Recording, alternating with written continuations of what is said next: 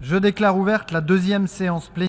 The second plenary meeting of the high-level International Conference for the Peaceful Settlement of the Question of Palestine and the Implementation of the Two-State Solution is called to order. The conference shall now continue its general debate.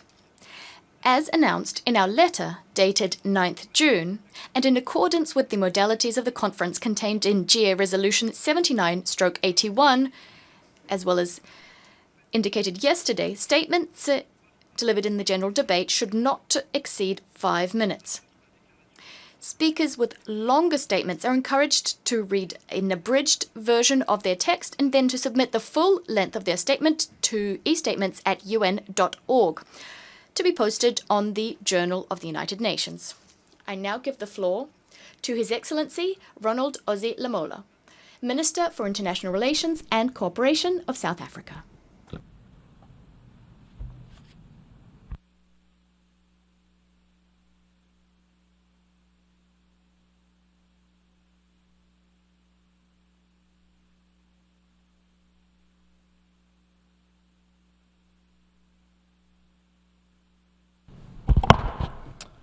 Co-chairs, South Africa welcomes this crucial discussion on the peaceful settlement of the question of Palestine and the implementation of the two-state solution.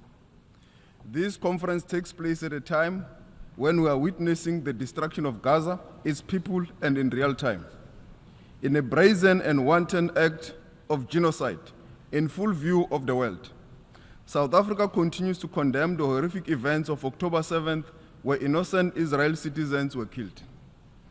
Despite this challenging context, in which the international legal and multilateral system has been paralyzed and turned into a blunt tool, the focus today on a real path to lasting peace must prevail.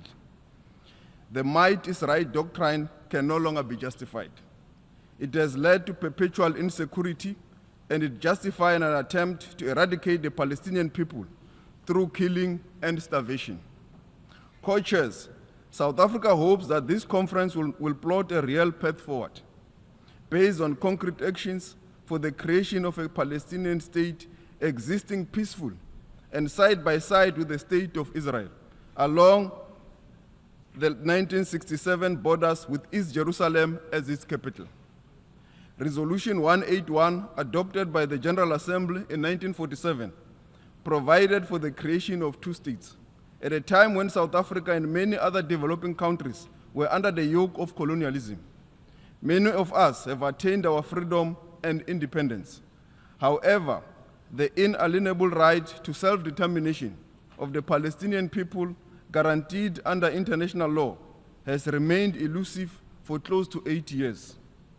In the week preceding this conference, a concerning message was sent when the Israel Knesset adopted a motion calling for applying Israel's sovereignty over the occupied West Bank and the Jordan Valley, signaling the intention of Israel to annex this territory. This could effectively bury the two-state solution and continue with the blatant violation of international law, including UN resolutions and the ICJ rulings, which have given hope to the people of Palestine. Their hopes must not be in vain. Peace must prevail. Co-chairs, South Africa is anti-war and prefers dialogue over violence. South Africa would like to stress the following points as fundamental to restoring the credibility of the two-state solution. Firstly, all states must urgently recognize Palestine's statehood, and the territorial integrity and contiguity of Palestine should be established and respected. In this regard, South Africa welcomes the intention of the recognition of the state of Palestine by France as an important step towards achieving a two-state solution. Secondly, there cannot be peace while the very existence of the Palestinian people is being threatened by Israel's continued genocidal actions in Gaza and the forced displacement of Palestinians in the West Bank. This is part of a systematic pattern of injustice and oppression of Palestinians since the adoption of Resolution 181 and the subsequent Nakba in 1948. These actions must be condemned, and the UN Security Council must act to protect the Palestinian people in whole and in part. Thirdly, preserving the viability of the two-state solution must include promoting safeguards, such as the full respect for international law, including international humanitarian law and human rights law. It is necessary for the immediate and full implementation of resolutions of the United Nations and the provisional measures, as well as advisory opinions of the International Court of Justice, to be respected and to be implemented. Not only Israel, but all states must comply with our collective obligations under international law. We all have a duty to preserve the sanctity of international law and ensure accountability. It is against this backdrop that we have seen the establishment of the Hague Group and the recent meeting of the Madrid Group to elevate the primacy of international law, promote accountability, and ensure a just peace. Finally, all obstacles to two-state solutions should be removed. These include an immediate ceasefire and a commitment to peace process, the release of all hostages by Hamas and political prisoners by the State of Israel, the halting of illegal Israel settlement expansion, the removal of the illegal separation wall cutting across the occupied Palestinian territory, and the resumption of all international reputable human rights relief efforts and the reconstruction of Gaza, which of course can only take place once there is peace. Co-chairs, global attention is on this conference. There is an expectation that we will deliver an effective response to the destruction of an entire population and a peaceful path for preserving the prospect of a viable Palestinian state, existing side by side with the State of Israel in peace and security. This expectation should not be misplaced and could not be higher. 8 years since the founding of the United Nations, this is a matter that has plagued our collective conscience. The solution lies with the tangible recommitment from all of us to the values that must bind us. Peace must reverberate in the Gaza Strip, in the West Bank, and in the whole of the Palestinian territory. And this is in our hands. I thank you.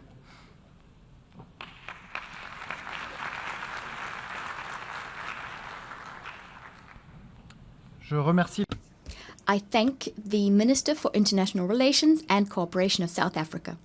I now give the floor to His Excellency Paulo Rangel, Minister for Foreign Affairs of Portugal.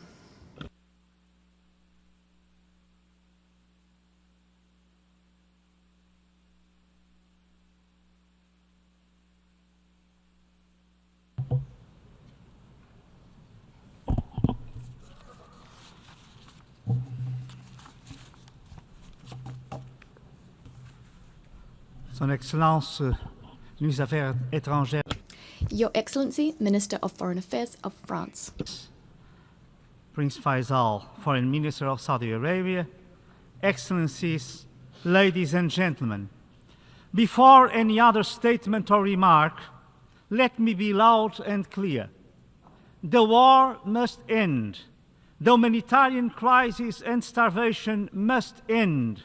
This cycle of violence and destruction must stop. This cycle of violence, initiated with the barbaric attacks of October 7th and the capture of hostages, has led to the killing of thousands of civilians, women and children, and to the brutal destruction of almost all of Gaza's basic infrastructure. We face one of the most horrific sequences of violence between Palestinians and Israelis in their long and difficult history. Portugal understands the suffering of Israeli people. Portugal understands the suffering of Palestinian people.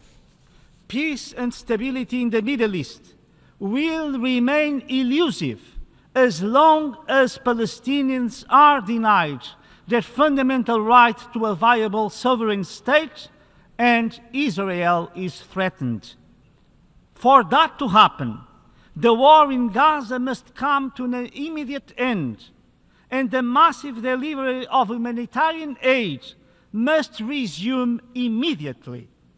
There is no justification for starvation and for the inhumane killing of civilians, including children, seeking to meet their most basic needs. Freedom of movement of Palestinians in and throughout Gaza must be wholly restored, and the forced displacement of the Palestinian population is simply unacceptable. The destruction of Palestinian homes and properties in the West Bank, including East Jerusalem, must come to a full halt. Likewise, settlement building in occupied land has to end, and settler violence against Palestinians has to be stopped. All hostages in Gaza must be released immediately and without any condition. The horror of the October the 7th attacks cannot be forgotten. Terrorism can never be justified. Excellencies, we thank the co-organizers, Saudi Arabia and France, for this very timely high-level ministerial meeting. Portugal reaffirms its unwavering commitment to the two-state solution. We have for the last 50 years consistently voted in favor of all resolutions pertaining to the Israeli-Palestinian conflict. We maintain our political and our financial support to UNRWA. We reiterate our full support for the Palestinian Authority, for its empowerment and its capacitation. Only the Palestinian Authority grants the effective implementation of the two-state solution. We repudiate any decision that entails or envisages the annexation or occupation of the West Bank or Gaza Strip, either it is full or partial. We welcome the Arab Recovery and Reconstruction Plan presented at the Cairo Summit. We welcome the willingness of so many Arab countries to recognize Israel and to normalize relations with Israel upon the condition of the acceptance of two-state solution. We welcome the effective and unprecedented commitment by the Palestinian Authority to some essential conditions that are key to enable the two-state solution and to the recognition of Palestine. First, condemnation of terrorist acts by Hamas and call for its complete disarmament. Second, call for the unconditional and immediate release of hostages and prisoners. Third, commitment to internal institutional reform and to the organization of elections in the near future. Fourth, acceptance of the principle of a demilitarized Palestinian state. 5, readiness to resume the full administration and control of Gaza Strip. And 6th, recognition of the State of Israel and its security needs. These commitments of the Palestinian Authority are truly meaningful. Actually, these commitments substantiate a new step towards the implementation of the two-state solution. There is no doubt that this declaration of the Palestinian Authority, combined with the new position of so many states of the region towards Israel and its right to existence, in the very context of this conference, marks a turning point. Excellencies, an old Palestinian proverb says, kinship is kinship, but humanity is closer. Indeed, may the lessons of such a long suffering in the Middle East finally inspire a renewed collective sense of humanity and belief in peace, so that, as written in the Pirkei Avot, the world can stand on 3 things: justice, truth, and peace. Palestinian wisdom tells us that humanity is closer than kinship. Israeli wisdom reminds us justice, truth, and peace are the pillars of the world. Only a Palestinian state living side by side with Israel in peace, security, and prosperity can bring justice, truth, and peace to humanity. The war must end. Death, captivity, illness, and suffering must stop.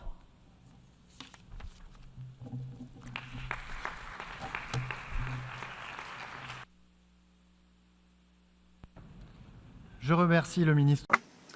I thank the Minister for Foreign Affairs of Portugal. I now give the floor to Her Excellency Rosa Yolanda Villavicencio, Acting Minister for Foreign Affairs of Colombia.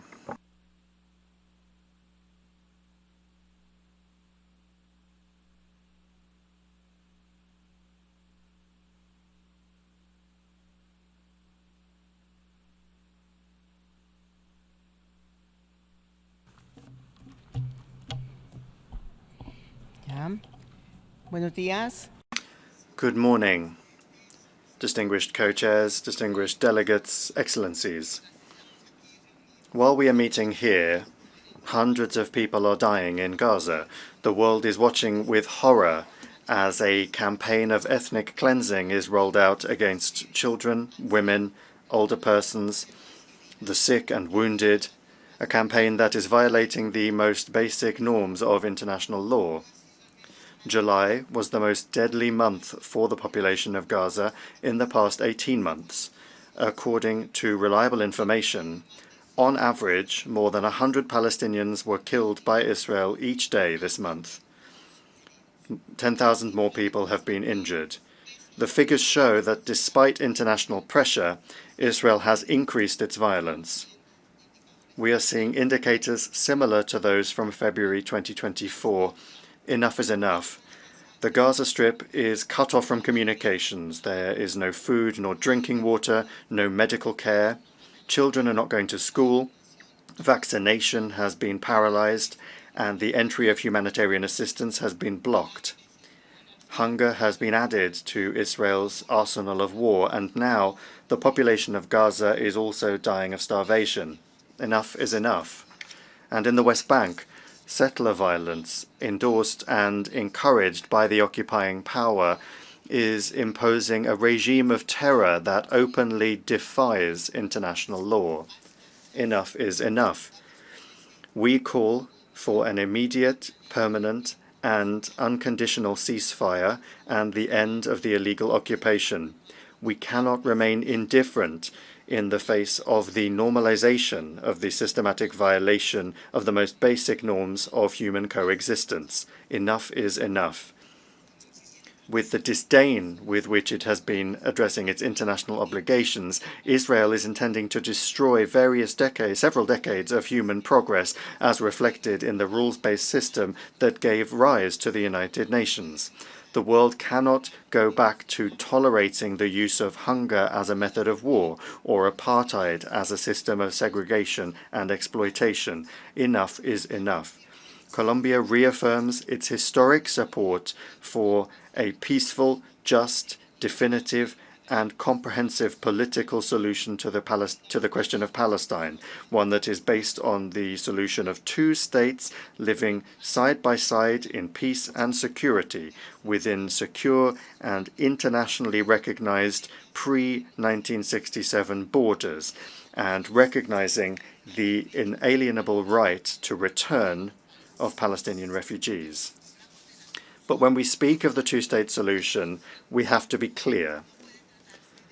This cannot be a cosmetic fix that legitimizes the occupation. The Palestinian state must be a viable sovereign political entity, and it must have the same conditions as any of the countries participating in this conference. It must possess its own government, the ability to defend itself and to protect its population, total jurisdiction over its territory and its airspace, control of its borders, and the chance to administer its natural resources. We cannot tolerate conditions being attached to the full exercise of the right to self-determination of the Palestinians. The Palestinian state has declared itself to be peace-loving, and therefore it should be admitted as a full member of this organization without further delay. In the meantime, it is the obligation of all states to take measures to counter this humanitarian catastrophe. Now is not the time for more speeches. Enough is enough. Colombia has shown that it believes in facts and not in words. We broke off diplomatic relations with the genocidal government in Tel Aviv, and we decided to stop selling it our coal. We are participating as an interested third party in the genocide case brought by South Africa at the International Court of Justice. And we have contributed to the proceedings on Israeli leaders currently underway at the International Criminal Court. Together with South Africa, we created the Hague Group, which is a platform for action and the pursuit of justice. We urge all countries to join these initiatives and to adopt similar measures. We hope that this conference will serve to galvanize the necessary international support that will allow for a definitive political solution to the question of Palestine, one that is based on the right of both states to self-determination and to live in peace. Thank you.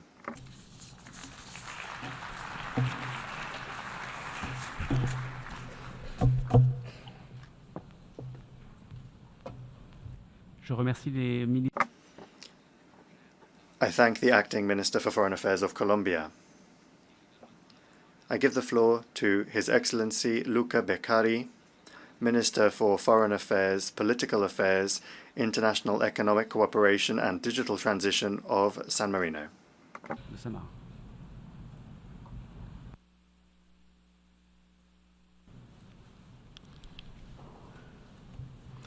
Co-Chair, Excellencies, distinguished colleagues, on behalf of the Government of the Republic of San Marino, I would like to thank the Kingdom of Saudi Arabia and the French Republic for co-chairing this high-level conference at a time when the need for moral clarity and political courage has never been greater.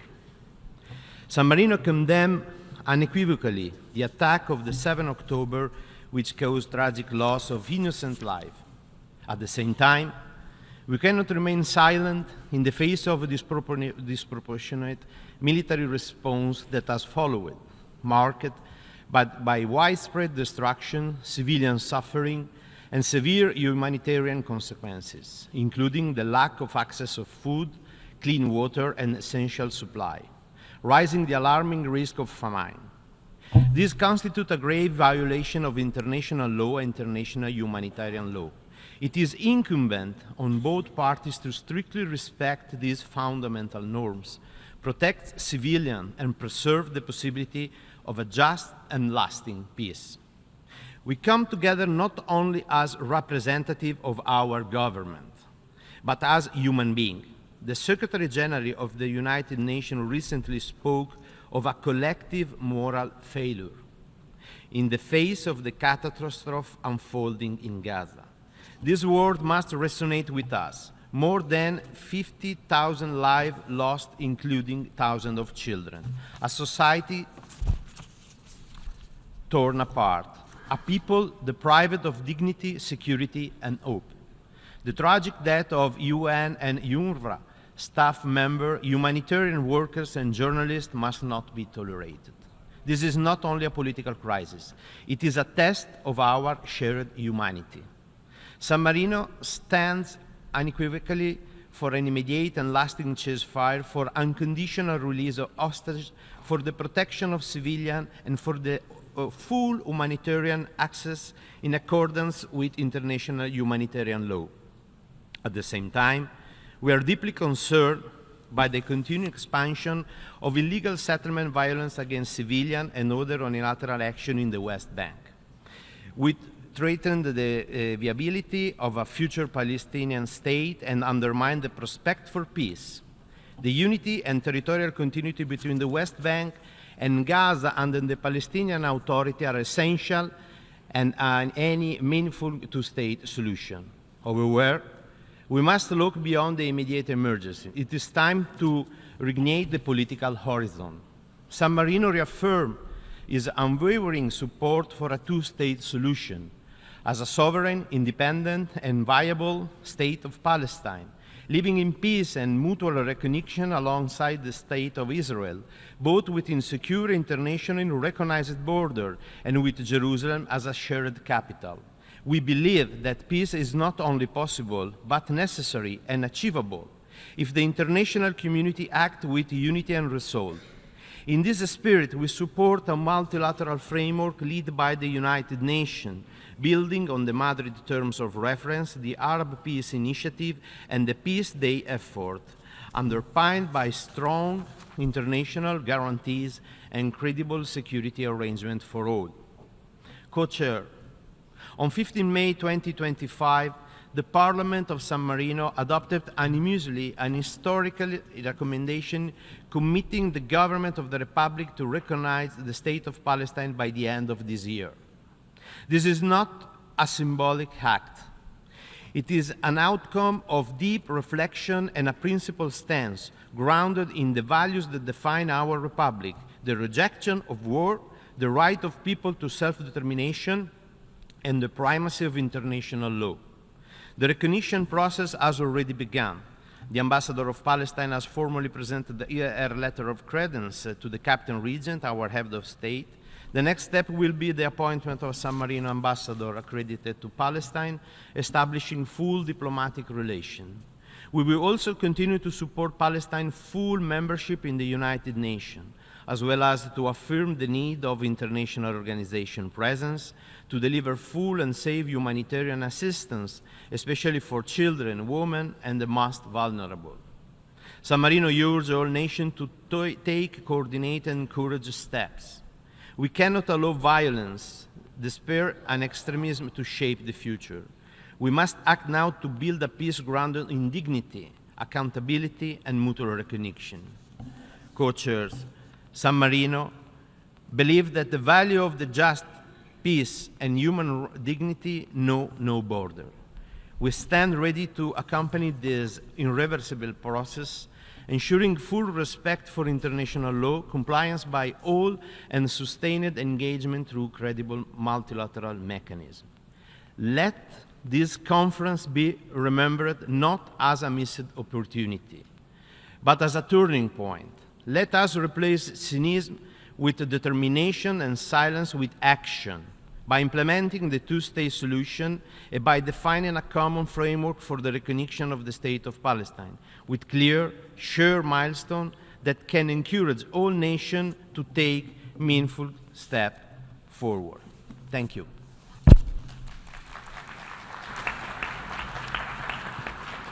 Je remercie le ministre.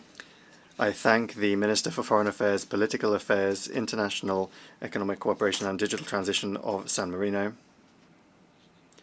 I give the floor to His Excellency Abdullah Ali Al Yahya, Minister for Foreign Affairs of Kuwait.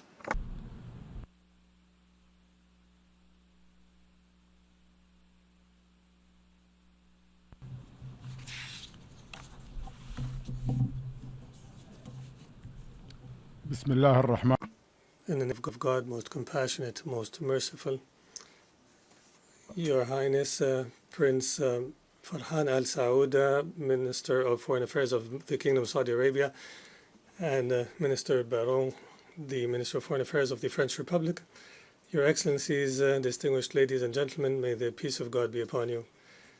At the outset, I would like to extend my sincere thanks and appreciation to the Kingdom of Saudi Arabia and to the French Republic for convening this important conference. I would also like to thank the Presidency of the General Assembly and His Excellency the Secretary General for their great efforts to guarantee the organization and preparation of this conference.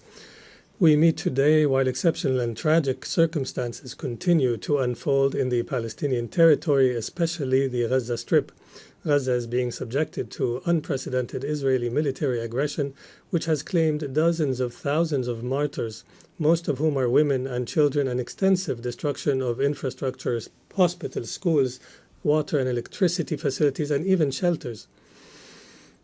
The oppressive blockade on Gaza and the denial of food, medicine, electricity, and water have led to a humanitarian catastrophe that threatens the lives of more than 2 million people, most of whom are innocent civilians.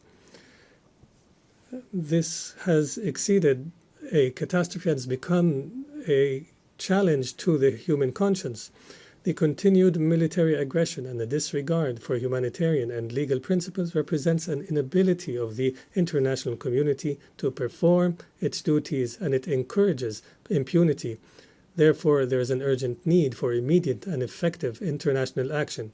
And based on the state of Kuwait's historical and firm principles, we would like to reiterate the following positions. First, full recognition of the State of Palestine within the borders of June 4th, 1967, with East Jerusalem as its capital.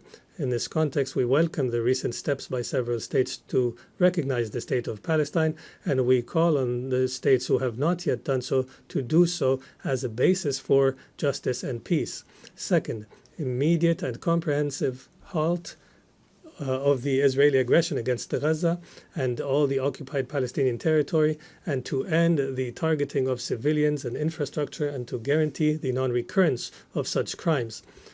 Third, the permanent and unconditional opening of all crossings to guarantee the flow of humanitarian and medical aid and enabling relief operations to reach the persons in need without difficulty.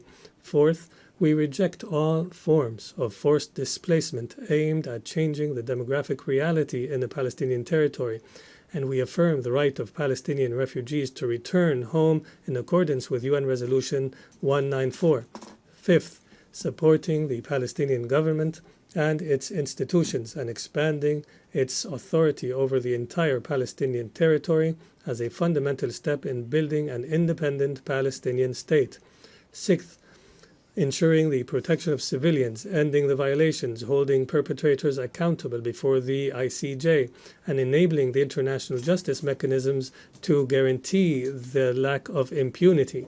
Seventh, supporting all political and diplomatic efforts to revive the peace process in accordance with UN resolutions, the Arab Peace Initiative of 2002, and rejecting all policies that delay the two-state solution. Ladies and gentlemen, the State of Kuwait believes that a just and comprehensive peace cannot be achieved without ending the Israeli occupation and enabling the Palestinian people of gaining their legitimate rights. The time has come for the international community to end the recurring tragedy and to act to protect the innocent, to stop the aggression, and to end the siege and force the Israeli occupation to respect international humanitarian law. We are witnessing a tragic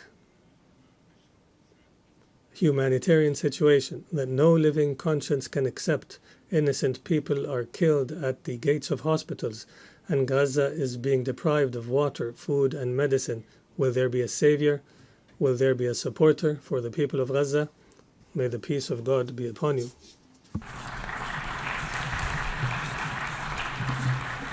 Je remercie le ministre. I thank the Minister for Foreign Affairs of Kuwait. I give the floor now to His Excellency Mr. Tauhid Hussain, Advisor for the Ministry of Foreign Affairs of the Interim Government of Bangladesh.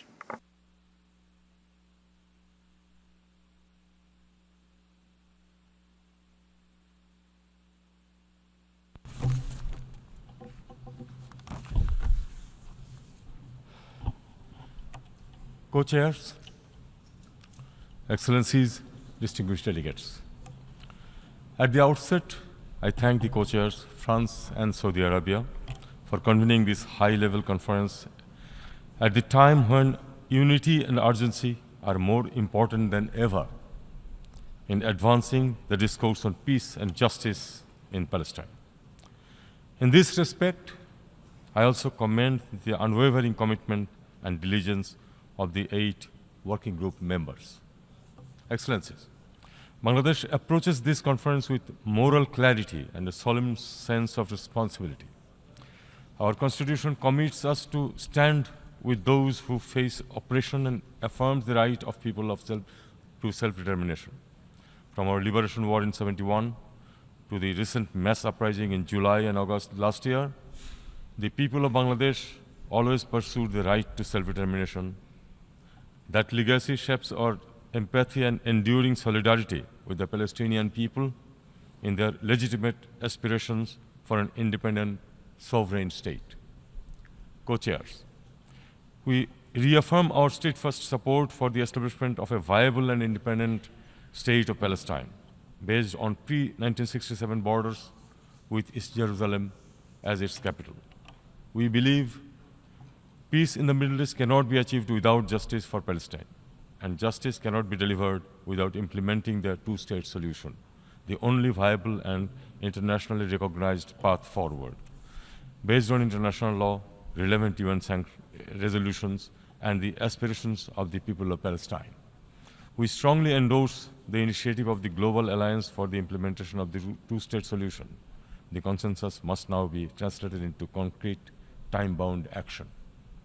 Excellencies, to turn this vision into reality, we must urgently address two core challenges. First, the conditions on the ground. A just and meaningful two-state solution requires a clear and contiguous Palestine territory. Today, that possibility is being disrupted through the expansion of illegal settlements in West Bank and the systematic erosion of Palestinian presence in East Jerusalem. Bangladesh calls for full compliance with international law in line with the advisory opinion of the International Court of Justice issued on 19 July 2024, ending Israel's unlawful presence in the occupied Palestinian territory. Second, flagrant violation of international humanitarian law unfolding since October 2023, which is unprecedented in scale and gravity. More than 58,000 Palestinians have lost their lives and many more have been injured, most of them women and children. Schools, hospitals, and aid camps are under attack by IDF, with countless bodies lying beneath rubble in Gaza. We are undoubtedly witnessing one of the gravest genocides of our time. Bangladesh condemns this genocidal killing in Gaza and calls for accountability of the perpetrators. Use of starvation as a weapon by Israel is absolutely not acceptable. Co-chairs, words alone will not heal the sufferings of the Palestinian people. Our actions must be visible. From this conference, we simply cannot go back to where we were. Our topmost priority should be executing an immediate and unconditional ceasefire in Gaza, and to ensure the urgent, sufficient, and unhindered delivery of essential supplies and services throughout the Gaza Strip. UNRWA should be strengthened, and any attempt to hinder its operations should be resisted. Civilians, aid workers, and medical personnel must be allowed immediate, safe access. We also need to mobilize new resources and funding to address the humanitarian crisis and to implement an effective and sustainable reconstruction of Gaza. We stand ready to join any UN-led efforts for rebuilding Gaza by deploying personnel to support humanitarian and future reconstruction plan. Co-chairs, we reiterate our call for the full recognition and membership of the State of Palestine in the United Nations.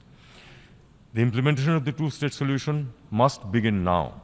We must act with urgency and courage to uphold international law, international humanitarian law, and the UN Charter. Let us reaffirm our collective commitment and take our position to the right side of history. Thank you all.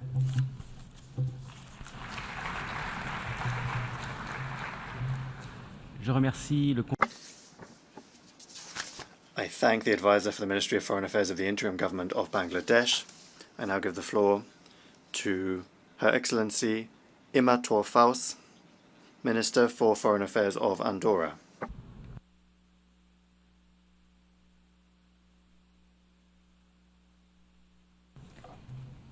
Monsieur le Président, Co-chairs, Excellencies, ladies and gentlemen. At the outset, I would like to welcome the convening of this high-level conference at a time when, following almost 2 years of war in Gaza, the suffering of civil society is at fever pitch.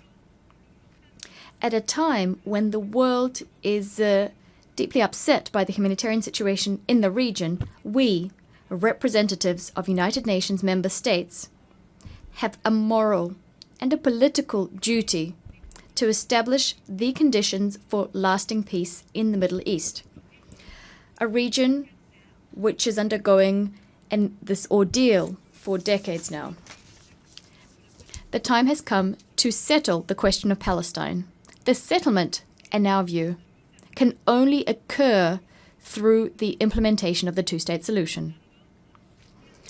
Andorra fully supports this solution, a solution underpinned by international law and the conditions set forth inter alia in successive United Nations resolutions as well as the Madrid Peace Initiative. Andorra, drawing on its 700-year history of peace, has historically been deeply committed to the principle of neutrality.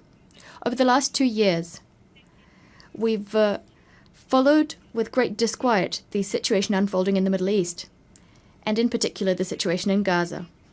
Repeated violations of international law as well as humanitarian law have led us to a position of active neutrality. We firmly and repeatedly condemned the terrorist attacks perpetrated by Hamas in Israel on the 7th of October 2023. We've called for the release of hostages. At the same time, we've expressed deep regret at just how violent the response to these attacks is. We also regretted indiscriminate attacks on civilians, which have claimed the lives of almost 60,000 people, the majority of them women and children. This spiral of violence has resulted in a catastrophic humanitarian situation, with access to civilians already facing a terrible situation obstructed. The situation is, let me repeat it, unbearable. Andorra would like to once again call for an immediate and lasting ceasefire, as well as respect for international humanitarian law, as well as the unconditional release of all hostages. We've supported the resolutions adopted by the United Nations General Assembly, resolutions calling for the protection of civilians, for a guarantee of safe and unfettered access for humanitarian aid going into Gaza, as well as for the protection of humanitarian personnel in accordance with international law. Against this backdrop, we'd like to reiterate our full support for UNRWA, which has many of its humanitarian workers among the victims. In our view, UNRWA remains an indispensable actor in the field. Ladies and gentlemen, aggression is never the solution. Violence is never the answer. Terror is never the solution. The solution lies in dialogue. The solution requires respect for international law. Andorra has already spoken in favor of Palestine becoming a fully fledged member of our organization.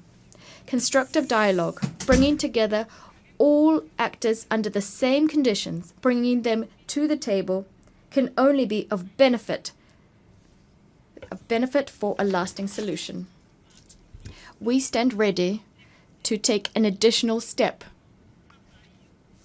Our government is working so that in the near future we can be in a position to recognize the state of Palestine. Co-chairs, since the adoption of Resolution 79/81 by the General Assembly in December of last year, the 8 working groups working under your auspices have considered the various aspects paving the way for peace in the Middle East on a viable and robust basis. As we prepare to celebrate the 80th anniversary of the United Nations, it is high time to renew and to reiterate our commitments to the principles enshrined in the United Nations Charter. This conference is the time to prove that we are actors forging effective and inclusive multilateralism. Multilateralism which goes beyond our differences and allows us to come up with solutions to complex crises. I stand convinced that we will manage to garner the necessary consensus to achieve a viable solution, together with a realistic roadmap and the means for effective action. I thank you. Je remercie la ministre. I thank the Minister for Foreign Affairs of Andorra. I now give the floor to Her Excellency Torgerdur Katrín Gunnarsdóttir, Minister for Foreign Affairs of Iceland. Distinguished co-chairs, dear colleagues, Iceland recognized the independence and sovereignty of the State of Palestine in 2011, being one of the first in Western Europe to do so.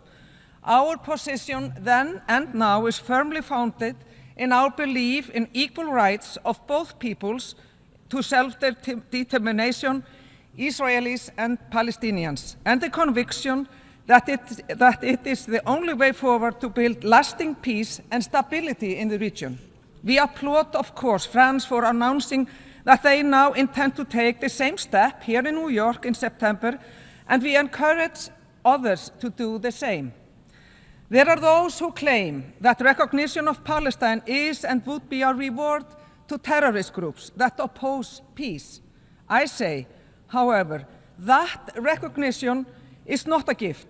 It is a rightful affirmation of statehood necessary to enable meaningful negotiation between equals and to give effect to inalienable right of all peoples to self-determination.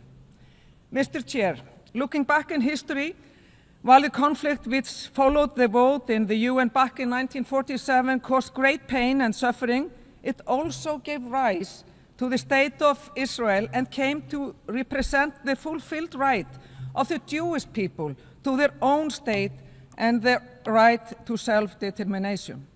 Incidentally, it fell to Iceland's first permanent representative to the United Nations, Mr. Thors, to present the draft resolution on recommending the two states, one Jewish and one Arab, before the General Assembly. What has, however, been tragically unfulfilled ever since is the other half of the equation, an independent Arab state in Palestine, realizing the right of Palestinians to self-determination. Regrettably, the prospects to two states living side by side in peace and prosperity have diminished over the past decade, especially in the last 20 months, and there are those who want to take it off the table altogether. This distinguished audience cannot stand. As we gather here this week in New York, surely everyone present, as well as those absent, must realize that the situation in Gaza and in the West Bank has long since become unbearable, absolutely unbearable. We simply cannot continue in the same way. We need to turn to the solution recognized as the only sustainable solution to this most difficult of issues, the two-state solution. We must reaffirm that the people of Israel have the right to live in peace and security, free from terrorism, incitement, and free from hate. And equally, the Palestinian people also have the right to live in dignity, with sovereignty, on their own land, within internationally recognized borders, free from violence, oppression, and occupation. Mr. Chair, Iceland condemned in the strongest terms the heinous terrorist attack by Hamas on 7th of October 2023, and we continue to demand the immediate and unconditional release of all hostages. We furthermore agree with President Abbas's important statement in June that Hamas can have no role in the future governance of Gaza or other parts of Palestine. At the same time, we protest unequivocally the unacceptable civilian death toll in Israel's ongoing military campaign in Gaza, the destruction of civilian infrastructure, as well as the prolonged restriction on humanitarian access to Gaza. Israel's military campaign in Gaza is simply an affront to the concept of international law. We also condemn settler violence against Palestinians in the West Bank and reject outright the expansion by Israel of its illegal settlements in the West Bank. This is an obvious and blatant annexation designed to obstruct the realization of the two-state solution and contradicts international law. The advisory opinion of the International Court of Justice has given us a very clear compass. No state may recognize changes imposed by force or through occupation, including in East Jerusalem, except through mutual agreement. Co-chairs, the future state of Palestine must be built on the foundations of democracy, human rights, and the rule of law. Political and institutional reform may be necessary, but with support from the international community, the state of Palestine can well succeed based on the foundation already erected by the Palestinian Authority and by international partners such as UNRWA. To reconfirm Iceland's continued engagement and support, I'm looking forward to signing a memorandum of understanding with Palestine, which enshrines Iceland's intention to support Palestinians and the strengthening of the Palestinian institutions.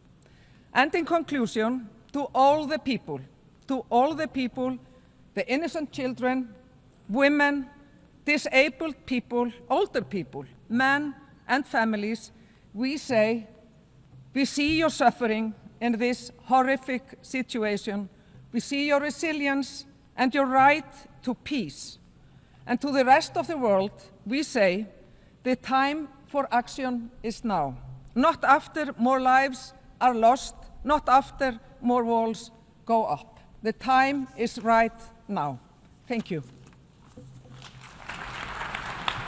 Je remercie I thank the Minister for Foreign Affairs of Iceland. I now give the floor to His Excellency Alberto van Claveren, Minister for Foreign Affairs of Chile.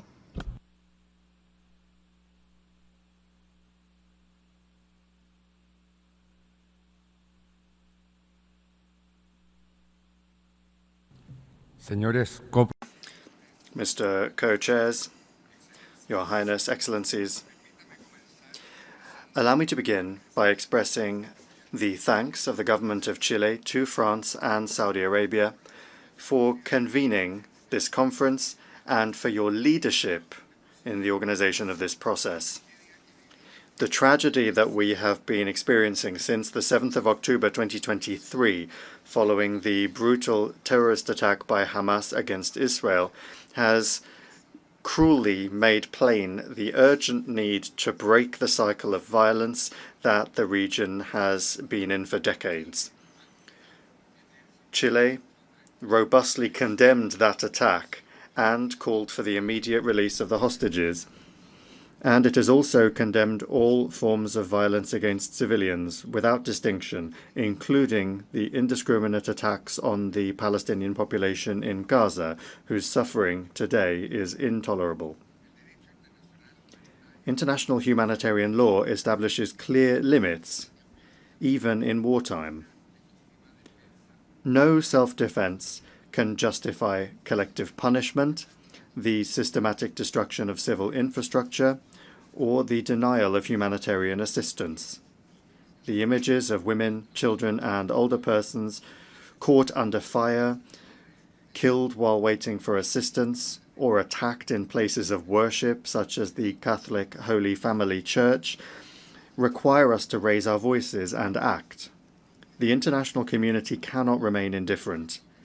There is an urgent need to establish a permanent, immediate ceasefire that puts an end to the hostilities, one that allows for unrestricted humanitarian access, and above all, which opens the way for a definitive political solution based on international law and the binding resolutions of this organization. Chile recognizes and values the mediation efforts carried out by Egypt, Qatar, and the United States, and reaffirms its full support for the work of UNRWA, the importance of which in Gaza is irreplaceable.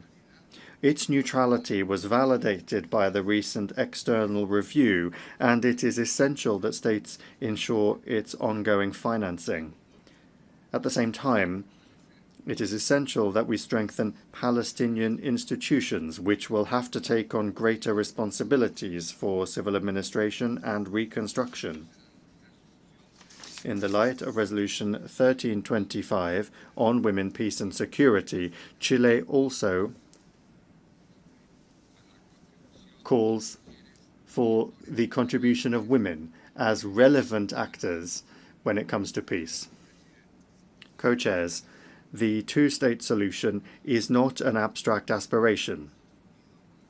It is a commitment made by the international community more than 7 decades ago, enshrined in multiple resolutions of the General Assembly and the Security Council. Regrettably, today, its viability is in jeopardy.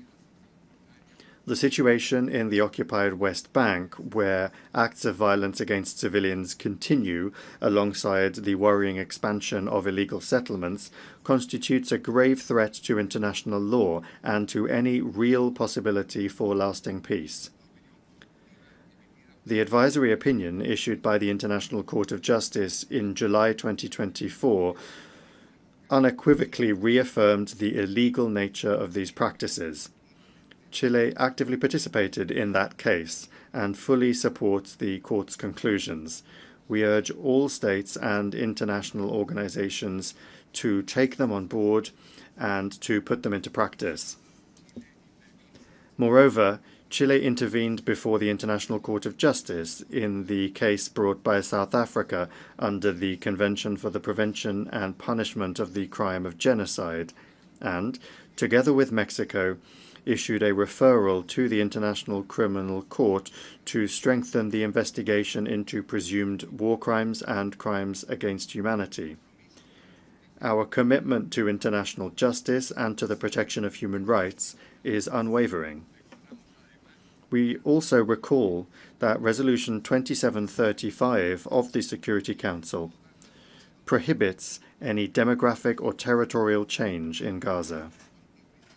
The unity, contiguity, and integrity of the occupied Palestinian territories must be respected. We call upon the government of Israel to immediately stop the expansion of settlements in the West Bank and to fulfill its obligation as occupying power to effectively protect the civilian population under its control. Mr. Co-Chairs, the only sustainable path towards just and lasting peace in the Middle East is the solution of two states living together in peace and security within secure, mutually recognized and agreed borders, and with Jerusalem as the future shared capital. There can be no security for Israel nor dignity for the Palestinian people if there is not mutual recognition of their fundamental rights. Thank you.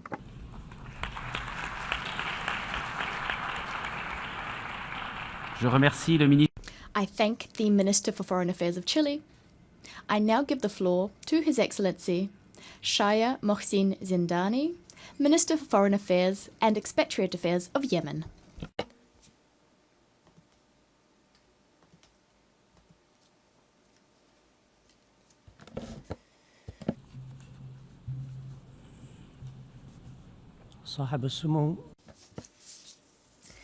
His Highness Saudi Foreign Minister Prince Faisal bin Farhan Al Saud,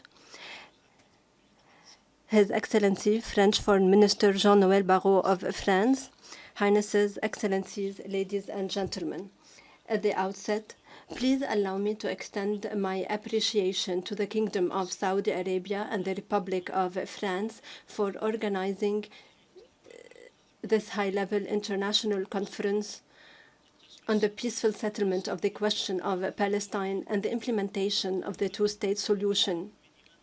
This reflects their keenness to support efforts to achieve just and lasting peace in the region and promote regional and international peace and security. The conference is an important step and a historic moment to revive the political process, promote the effective implementation of the two-state solution, and bring the Israeli occupation to an end, thus achieving the aspirations of the brotherly Palestinian people to exercise their inalienable legitimate rights and establish their independent sovereign state along the 4 June 1967 borders with East Jerusalem as its capital.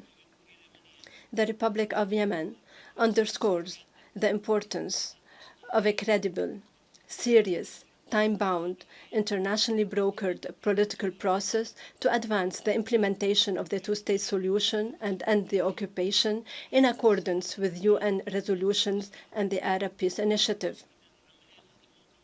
We hope that this conference, given its practical nature, will lead to tangible and realistic results that will achieve peace, enforce the two-state solution, and guarantee the legitimate rights of the Palestinian people.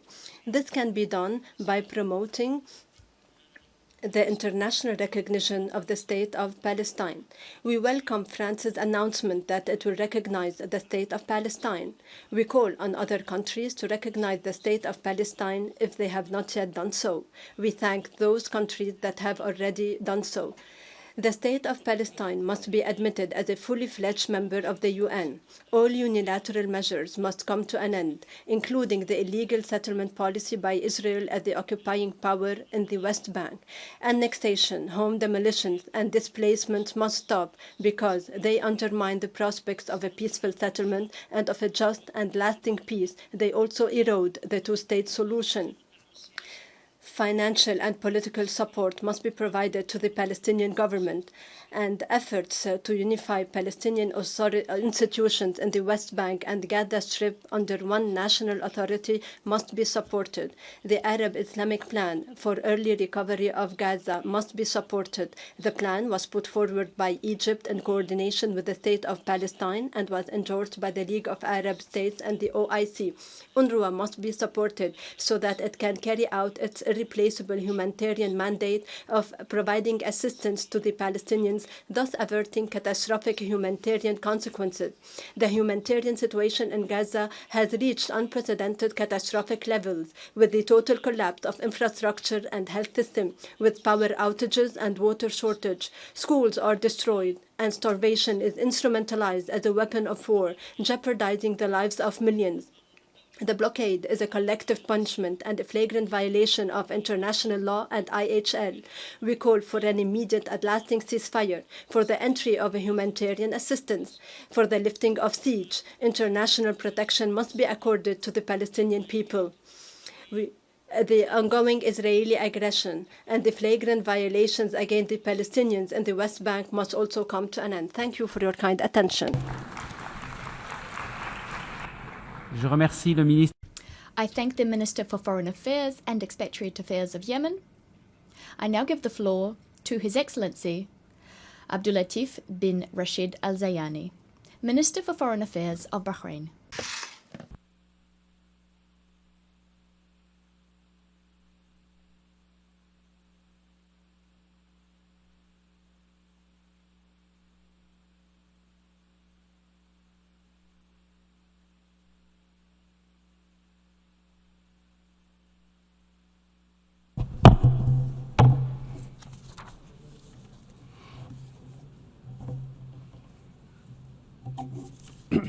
Bismillah ar-Rahman ar-Rahim. In the name of God, most gracious, most merciful, His Highness Prince Faisal bin Farhan, His Excellency Mr. Jean-Noël Barrot, His Excellency Secretary General of the United Nations, distinguished guests, may God's peace and blessings be upon you. I extend my sincere thanks and gratitude to the sisterly Kingdom of Saudi Arabia and the friendly Republic of France for their efforts in organizing this international conference.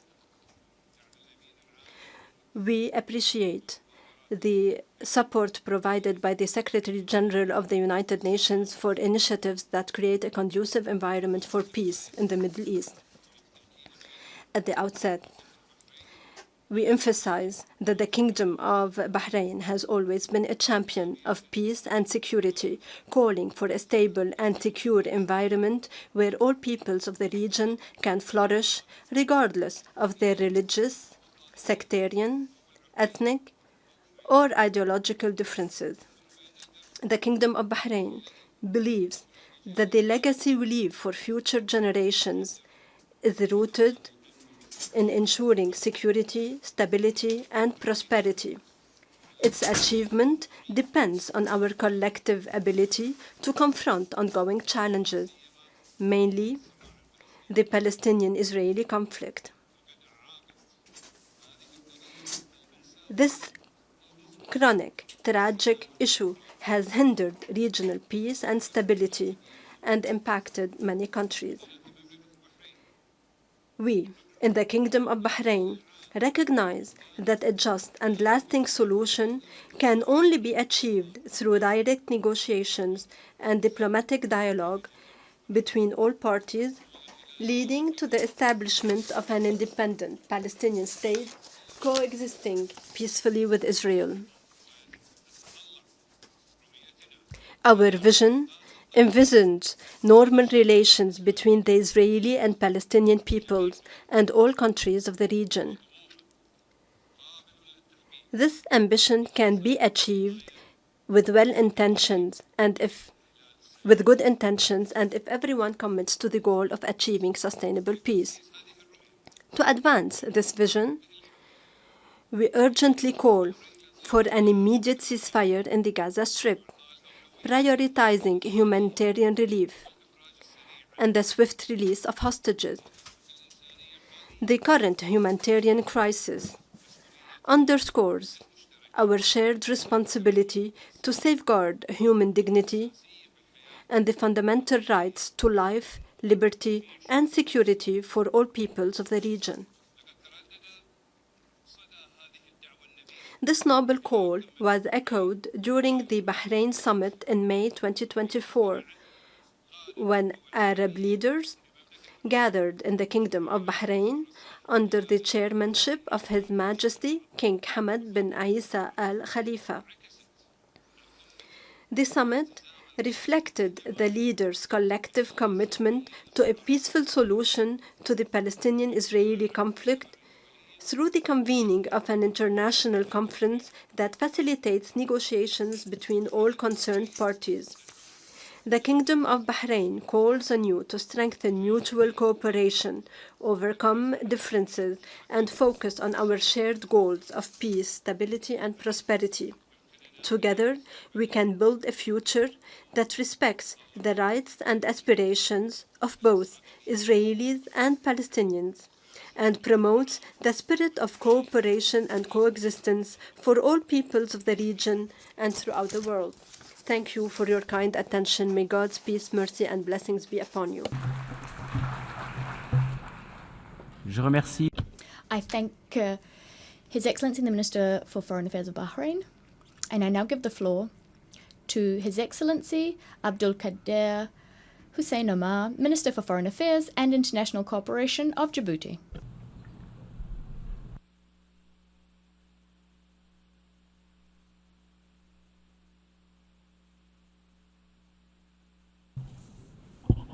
بسم الله الرحمن الرحيم. سمو الأمير فيصل فرحان آل سعود وزير خارجية المملكة العربية السعودية الشقيقة. In the name of God, most compassionate, most benevolent, La République française. Excellencies, Ministers, Secretary General, co-chairs, distinguished delegates. À l'entame de mes propos, At the outset, on behalf of the Republic of Djibouti, we would like to extend our heartfelt congratulations to the French Republic and to the Kingdom of Saudi Arabia. Congratulations for convening this high-level international conference for the peaceful settlement of the question of Palestine and the effective implementation of the two-state solution. We'd also like to thank the co-chairs for their commitment and for preparing the 3 round tables. We hope that the roundtables will result in concrete and action-oriented proposals. The Republic of Djibouti stands convinced that the lasting settlement of the Israeli-Palestinian conflict lies in meticulous respect for international law by all actors, first and foremost, Israel. أصحاب السمو والمعالي والسعادة. Your Highness, Excellencies, co-chairs, ladies and gentlemen, the Republic of Djibouti, its leadership and its people have stood firm on Palestine on a just solution. We've supported the two-state solution very clearly. That is the only viable choice that can put an end to the occupation and uphold the rights, as well as the security of all people in the region. Here, we would like to reiterate that security can only be built, cannot be built on injustice. Stability cannot be imposed by sieges. You need justice to achieve peace, serious negotiations, and sincere policies. We cannot remain silent given what's happening today in the Gaza Strip, an inhuman tragedy of unbearable proportions, a deep wound in our universal conscience, an affront to the fundamental values on which our international order rests. The suffering we've been witnessing has robbed humanity of its very meaning, of its substance. That is, knowing how to stand up and reject injustice. This throws into sharp relief the dramatic failure of our collective conscience, faced with young lives cut short, the suffering of families, the targeted destruction of hospitals, schools, and homes, and this during an unbearable blockade which has claimed innocent lives. This is morally unacceptable, legally unjustifiable, and humanly intolerable for humanity. It's a flagrant violation of international humanitarian law and the fundamental principles of human dignity, as well as of our shared responsibility. It is long overdue for the international community to take action, not to further its own interests or out of some calculus, but out of duty, out of loyalty for the principles of justice, peace, and the responsibility we solemnly shoulder. Excellencies, ladies and gentlemen, the lasting settlement of the Arab-Israeli conflict cannot forgo a return to the foundations laid down in the Arab Peace Initiative adopted in 2002. This initiative, supported by all Arab states, is a constructive and balanced framework. Today, it is an unavoidable model for any just and comprehensive solution that is in keeping with international law. It's also worth recalling the importance of the advisory opinion issued by the International Court of Justice on the 19th of July 2024. This is a legal milestone of great importance. Through the opinion, the court clearly determined the imperative legal principles framing the consequences of the policies imposed by Israel in the occupied Palestinian territory, including East Jerusalem. This opinion reinforced not only the legitimacy of the rights of the Palestinian people, but also committed the entire international community to take stock of the consequences thereof.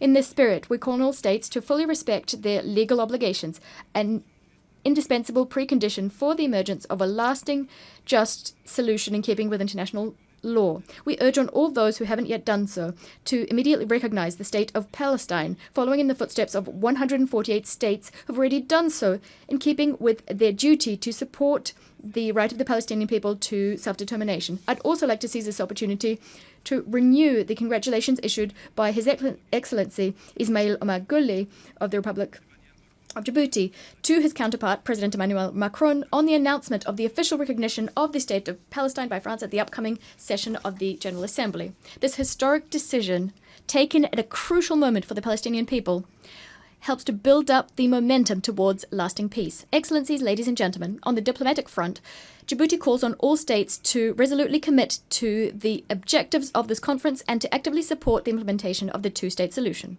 This solution remains the only viable path to a peaceful settlement that would guarantee the existence of two sovereign and independent states living side by side within 1967 borders, living in peace and security. We must dare to change history. Yes, we can meet the aspirations of the Palestinian people, recognizing their legitimate aspiration to live in their own state, on their own territory. I thank you. Je remercie le ministre. I thank the Minister for Foreign Affairs and International Cooperation of Djibouti. I now give the floor to Her Excellency Selinda Sosa Lunda, Minister for Foreign Affairs of the Plurinational State of Bolivia.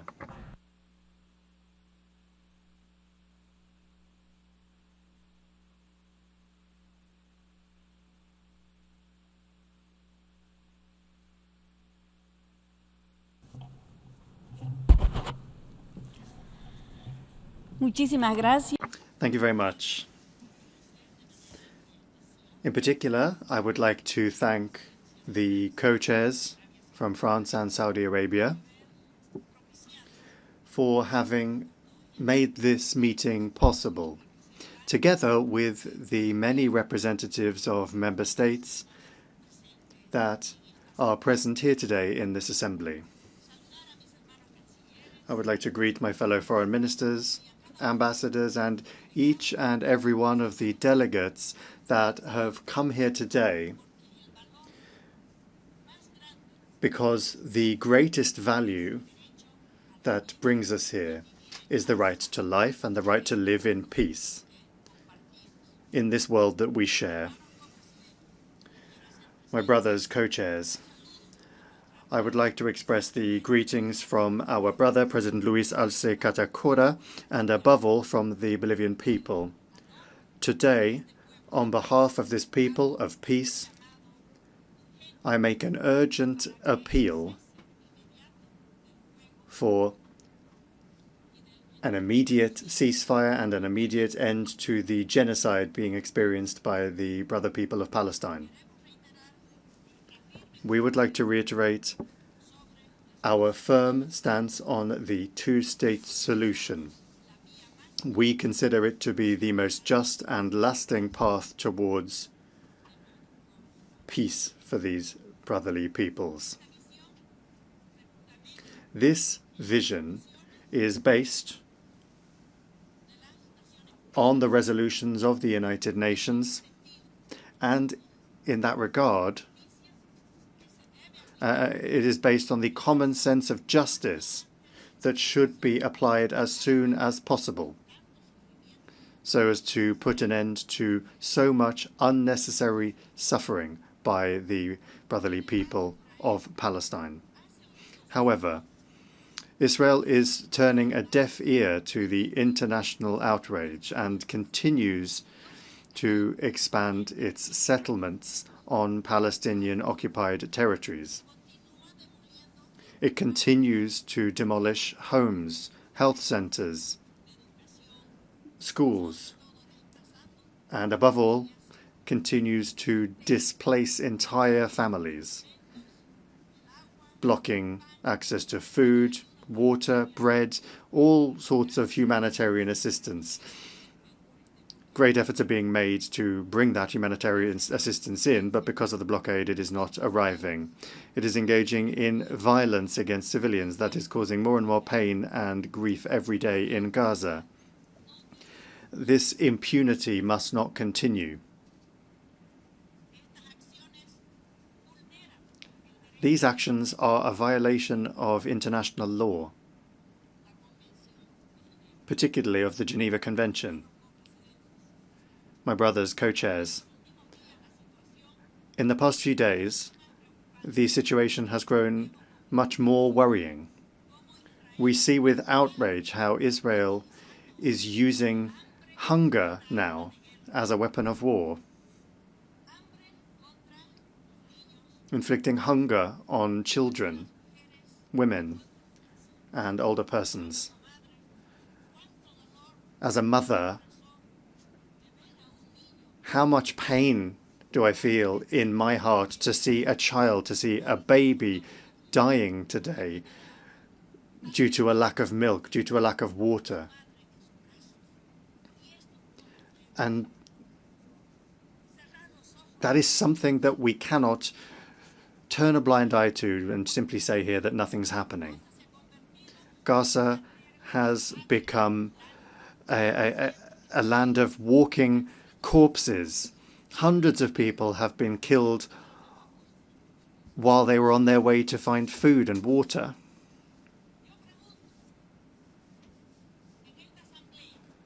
I would like to ask in this assembly,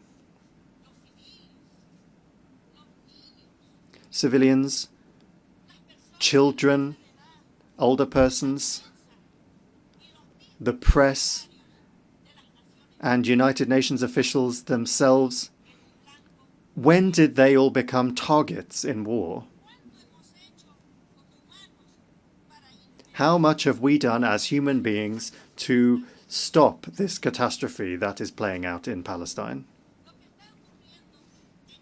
What is happening in Gaza is a humanitarian catastrophe, and it must be stopped immediately.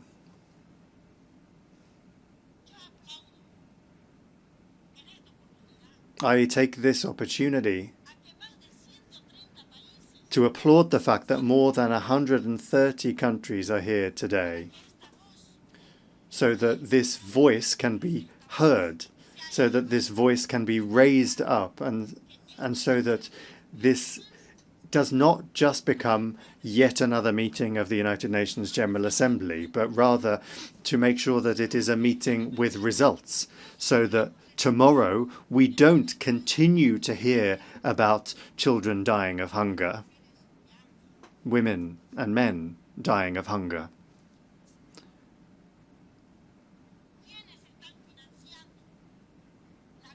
Those that are financing this war are complicit and guilty in these crimes that are taking place in Palestine, and that must be punished. We have to really establish precedents so that this is never repeated again in any other country, and so that we do not have to bear this on our shoulders once again. And for that reason, we propose two measures. First of all, we propose that all countries here present speak out about the situation of hunger, and that we decide that the UN formally declare the need for measures to be taken, relevant measures, to truly stop this situation of starvation that is being used currently as a weapon of war by Israel. And secondly, for the International Court of Justice to sanction Israel for the crime of subjecting our brothers and sisters from Palestine to hunger, to starvation. Co-chairs, this situation requires firm decisions to be taken. We should not just focus on palliative measures. The genocide has to be stopped, and the two-state solution has to be implemented. We have to ensure the fulfillment and the implementation of the resolutions that are issued at this UN General Assembly meeting. Bolivia urges countries to take on a more active role in the defense of the rights of the Palestinian people, and to promote effective multilateralism and pursue a peace that does not humiliate anyone and that recognizes everyone. And for that reason, I would like to congratulate the brotherly people of France for recognizing the state of Palestine. And that should serve as an example for many states, for us to recognize the existence of Palestine as a sovereign and free country. Because there can be no security without justice, there can be no peace without dignity, and there can be no solutions without mutual recognition and without recognizing the right of the other to exist. We reiterate firmly to the brotherly people of Palestine that that people has the right to self-determination, the right to live in liberty and in peace, without occupation and without fear, without the fear of being attacked, tortured, and the threat of death. Dialogue, respect, and legality should be the pillars, the fundamental pillars of the people of Palestine.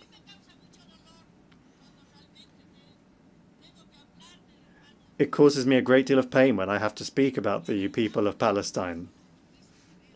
Those of us that are far away only see the stories in the news, but what is really being experienced by the brotherly people of Palestine is much more serious. But with firmness and the support of many countries, such as Germany, which is putting together an air bridge to ensure the arrival of food.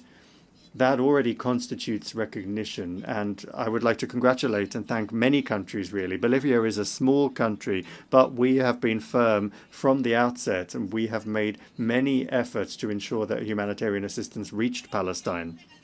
I would like you to help me in saying, long live free Palestine. Thank you very much. Je remercie la ministre des Affaires étrangères.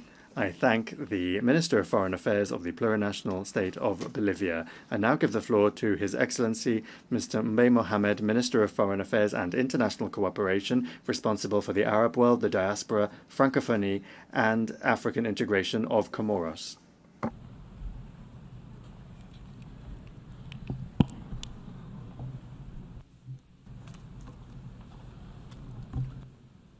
Monsieur le Co-Président, Distinguished co-chairs, Secretary General, President of the General Assembly, Your Excellencies, all protocols observed. Ladies and gentlemen, Salam alaikum.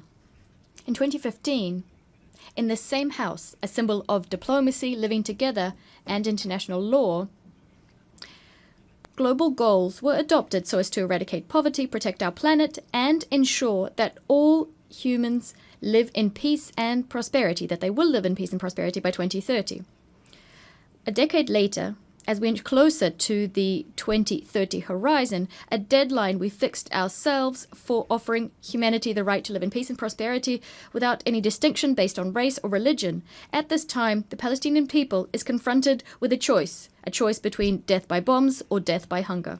Every day, men, women, and children are dying, while we cannot take action to stop this genocide unfolding before our very eyes. Excellencies, ladies and gentlemen, today, even the deaf hear the cries of Palestinian children. The blind can see the bloodbath, the deprivation and desolation of the Palestinian people. Excellencies, ladies and gentlemen, this meeting comes at a crucial point for peace and security in the Middle East. It reflects the renewed will of the international community to revive the peace process on just, equitable, and lasting foundations in keeping with international law and relevant United Nations resolution. Right now, the world has its eyes upon us at a time when international law, a sentinel, a guarantor of global peace and security, is being trampled like never before. It's as if our world had become a wilderness where might makes right. A world which seems to have lost its soul, the soul of our humanity, a world which is lost. So today, when all hope is permissible, will we be able to meet the legitimate expectations of this people, which calls for its right to life, simply to life, to dignity and to hope. A people the suffering of which is the mirror of our collective failure to guarantee peace and justice. The solution proposed by the United Nations, that is, a Palestinian state living peacefully side by side with Israel, is the only way forward. Excellencies, ladies and gentlemen, my country, the Union of the Comoros, is loyal to its principles, respect for international law. We'd like to solemnly reiterate our unswerving support to the two-state solution with East Jerusalem as the capital of the state of Palestine. Excellencies, ladies and gentlemen, the Union of the Comoros welcomes the convening of this international conference, co-chaired by France and Saudi Arabia under the auspices of the United Nations. A meeting being held just a few weeks before the 80th session of the General Debate of the General Assembly. Given the pace of massacres being perpetrated against the Palestinian people, by the time the next General Assembly takes place, we risk having on our conscience the fact that we didn't manage to act to save thousands of innocent lives. Thus, we are duty-bound to come out of this conference with the deepest conviction that we resolutely placed the future of the Palestinian people atop our international agenda. Excellencies, ladies and gentlemen, for decades now, voices have cried out to denounce the injustice being subjected on the Palestinian people. After decades of suffering endured by the Palestinian people, the time for truth and action has come. This conference, will it be one which recognizes the right to life and justice for the Palestinian people, or will it be one characterized by ineffectual speeches, shorn of any immediate prospects? Ladies and gentlemen, regardless of what the answer is, one thing is certain. Someday, history will judge us.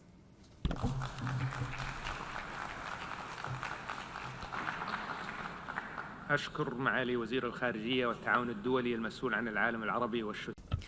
I thank the Minister of Foreign Affairs and International Cooperation,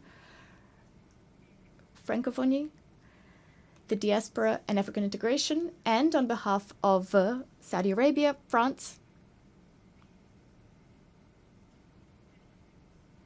and the chairs of the working groups of the conference, Brazil, Canada, Egypt, Indonesia, Ireland, Italy, Japan, the Hashemite Kingdom of Jordan, Mexico, the Kingdom of Norway, Qatar, Spain, Turkey, the United Kingdom, the European Union, the League of Arab States, on behalf of all of these, to adopt the outcome document and its annexes as per Resolution 79/81 adopted on the 3rd of December last year. The outcomes are in fact proposals across the humanitarian, legal, security, and narratives pillar, so as to implement the two-state solution and guarantee peace and security for all. We call on you to support this document before the end of the 79th session of the General Assembly by contacting the missions of Saudi Arabia and France in New York. Congratulations. Bon travail. والآن أعطي الكلمة إلى سعادة توسكاسا أويومورا الممثل. I now give the floor to His Excellency Tsukasa Uemura, Special Representative of the Government of Japan, Special Envoy of the Government of Japan for the Middle East Peace.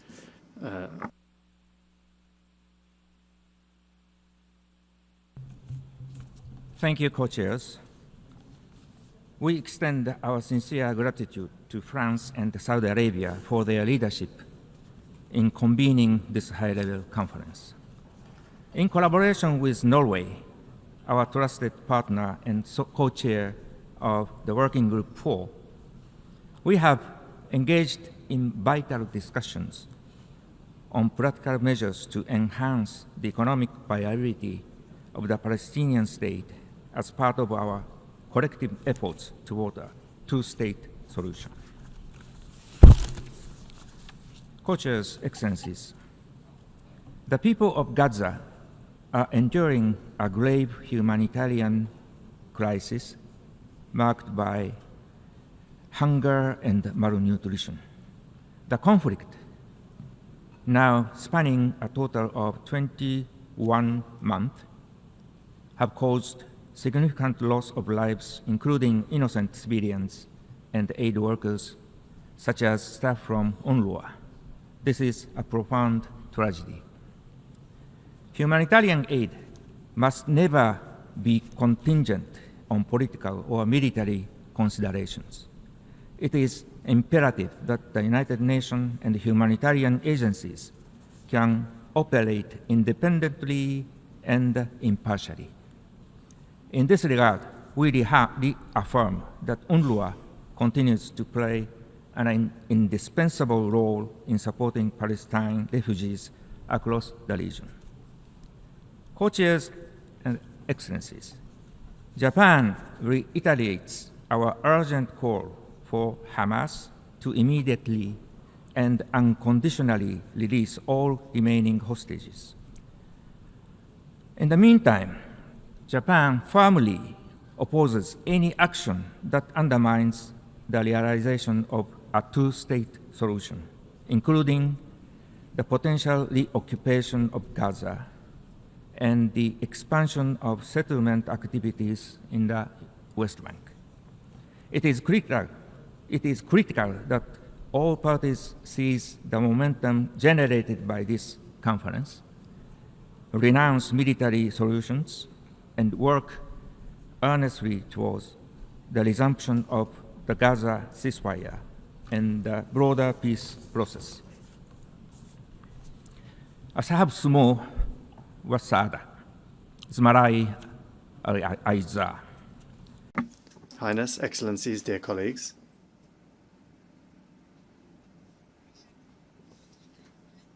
Japan fully recognizes the legitimate aspirations of the Palestinian people to create an independent state. Our position is constant. We support these efforts with all of the resources at our disposal. In this context, Japan has consistently supported the two-state solution. And when it was a member of the Security Council last year, it voted in favor of the resolution supporting the request from Palestine to become a fully fledged member of the United Nations.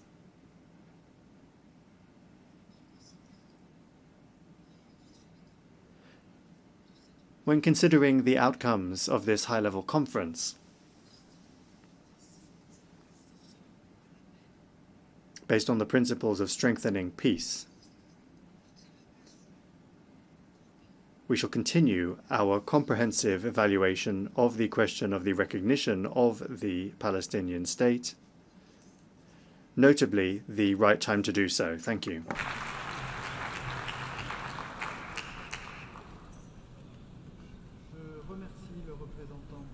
Je remercie le représentant spécial.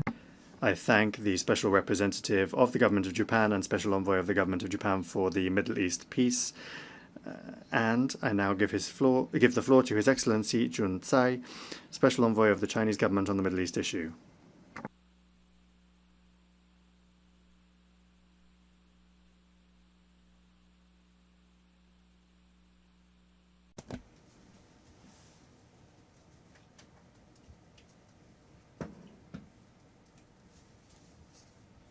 Co-chairs, colleagues.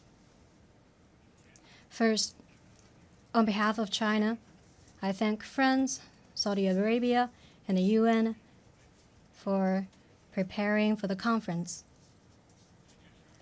In December last year, a resolution was adopted at the General Assembly asking to hold a conference with the theme of peaceful settlement of the question of Palestine and the implementation of the two-state solution. Today, we're gathering here at the UN for comprehensive, just, and lasting peace between Palestine and Israel, to send the strongest voice ever calling for political settlement of the two-state solution. But at this very moment, the war flames are still raging in Gaza, innocent lives are still being lost, and unprecedented humanitarian crisis persists, eroding the very foundation for implementing the two-state solution.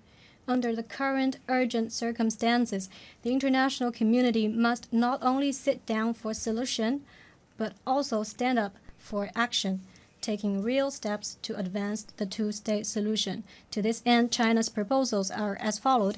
First, we must pursue a comprehensive ceasefire with the utmost urgency to ease the humanitarian crisis.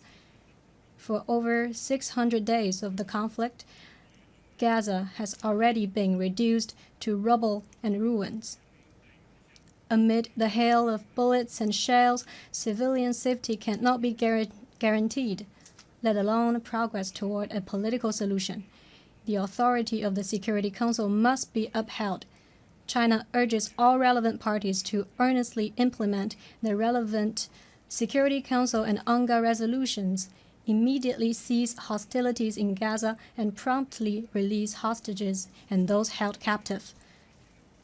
China asks Israel to fulfill its obligations under international humanitarian law, immediately and fully restore humanitarian access to Gaza, and supports the UN and international organizations in playing a leading role in delivering aid to Gaza.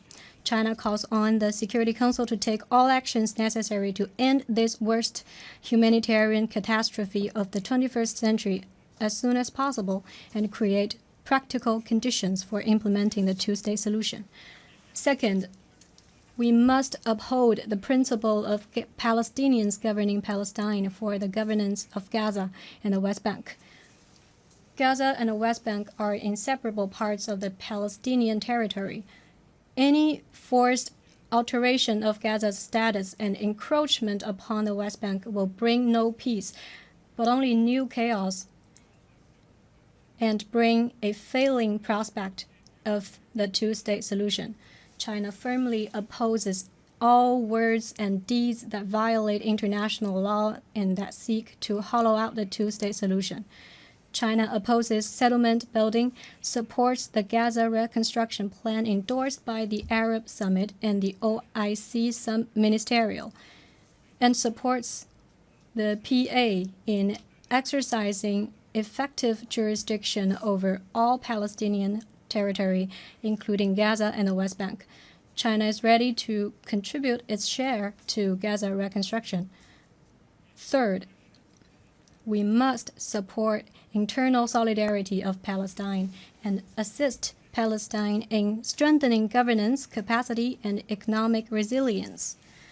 Different factions in Palestine should seek common grounds and unite as one, which is the political precondition for an independent state of Palestine. China has long been dedicated to advancing national solidarity and unity of Palestine and supported the PA in strengthening authority, governance capacity, and effectiveness.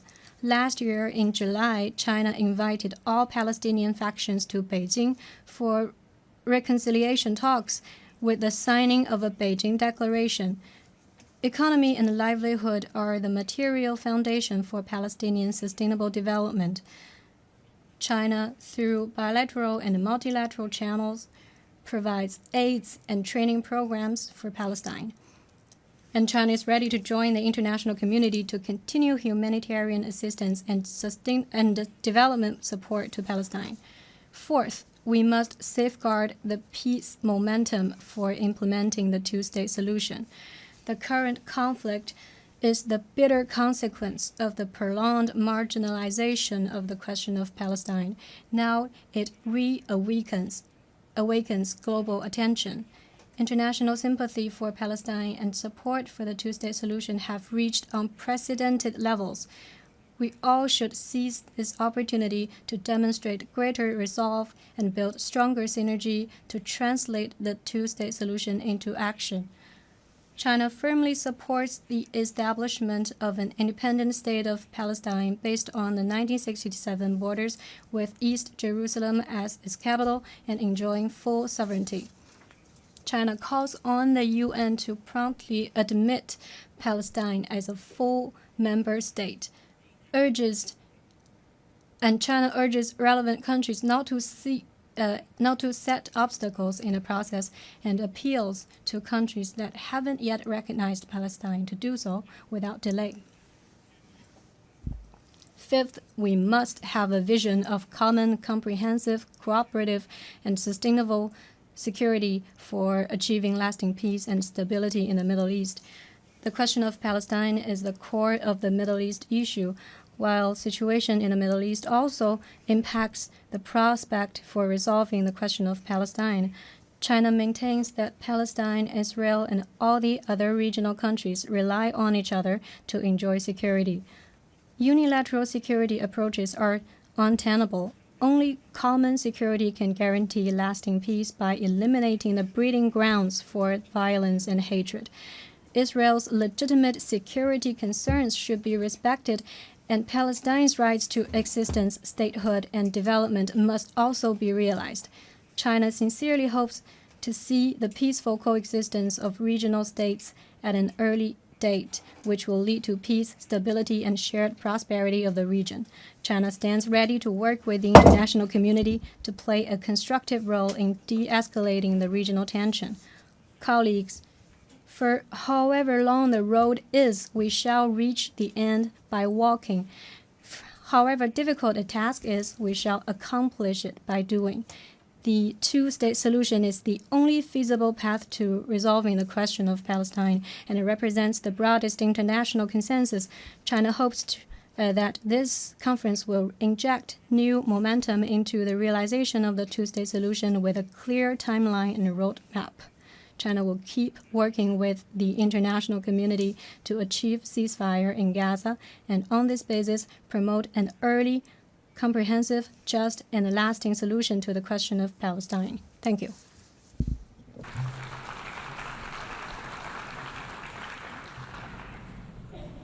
Je remercie.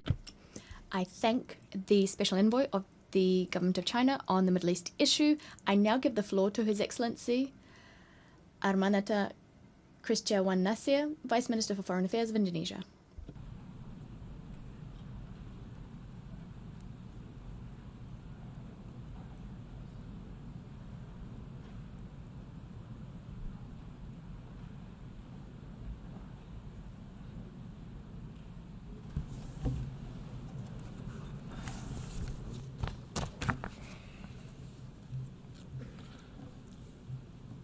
Co-chairs, Excellencies, let me begin by thanking the government of France and the Kingdom of Saudi Arabia for convening this vital conference on implementing the two-state solution. We are here today to stand for humanity, to demand justice for the Palestinian people, to push for a lasting solution to the most protracted conflict in the United Nations history. For over 7 decades, Palestinians have been denied the rights to independence. Today, they are being denied not only for freedom, but the right to live as human beings, the right to exist. Every day, the toll of human suffering rises. Civilians perish while queuing for food. The very fabric of Palestinian society is being torn apart. When food aid becomes a death sentence, how much worse must it get before we act? We have all spoken loudly. We have condemned. But now we must ask, how much longer will we allow this to continue? How much more life must be lost before the multilateral system fulfill its purpose to uphold peace and justice? Excellencies, Indonesia is proud to co-chair the Roundtable on Security with Italy. We bring the voice of solidarity, of principles, and of actions. This conference must be more than just another UN gathering. It must be a rallying point for global conscience. The future must not be a one-state reality built on annexation and apartheid. It must be a two-state solution where Israel and Palestine living side by side in peace and security within recognized borders based on the 1967 line in accordance with international law, UN resolutions, and international agreements. We therefore welcome the joint statement and leadership of nearly 30 countries calling for an end to the war and humanitarian crisis in Gaza. We also welcome other global initiatives supporting the state of Palestine. These efforts must be the spark, not the ceiling of our ambitions. Against this backdrop, let me highlight 3 essential points. First, recognition is not symbolic, it's strategic. Recognizing Palestine is not a favor, it is a duty under international law. To recognize Palestine is to stand for justice. It is to believe in the UN Charter. It is to level the diplomatic playing field. A two-state solution begins with political recognition. Only then can genuine peace negotiation take place. Only then can we end the illegal occupation as confirmed by the International Court of Justice.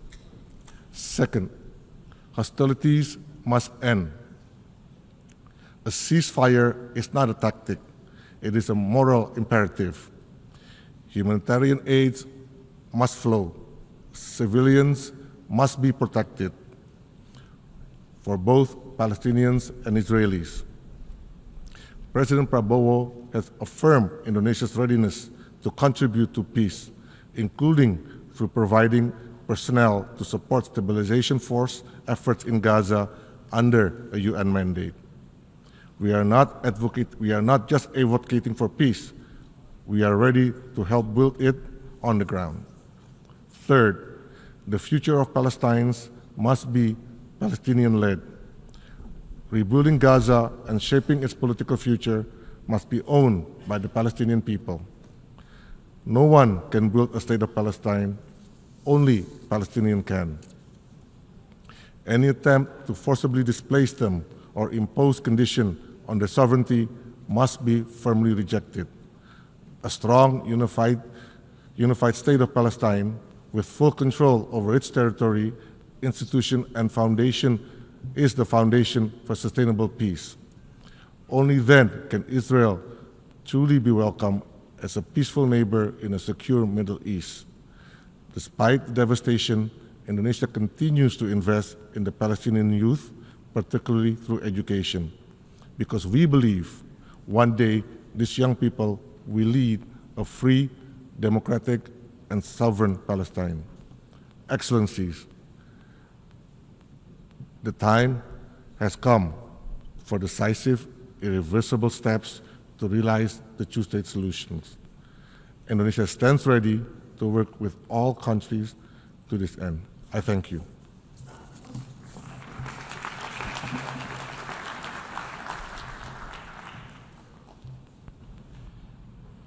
Je remercie le I thank the Vice Minister for Foreign Affairs of Indonesia, and I now give the floor to His Excellency, Mr. David Lammy, the Secretary of State for Foreign Affairs, Commonwealth and Development, United Kingdom.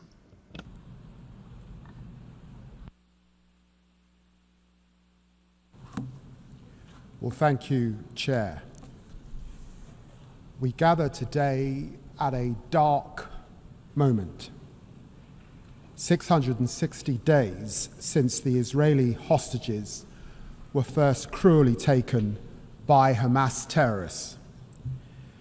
There is no possible justification for this suffering and only a clear duty that we help to bring it to an end.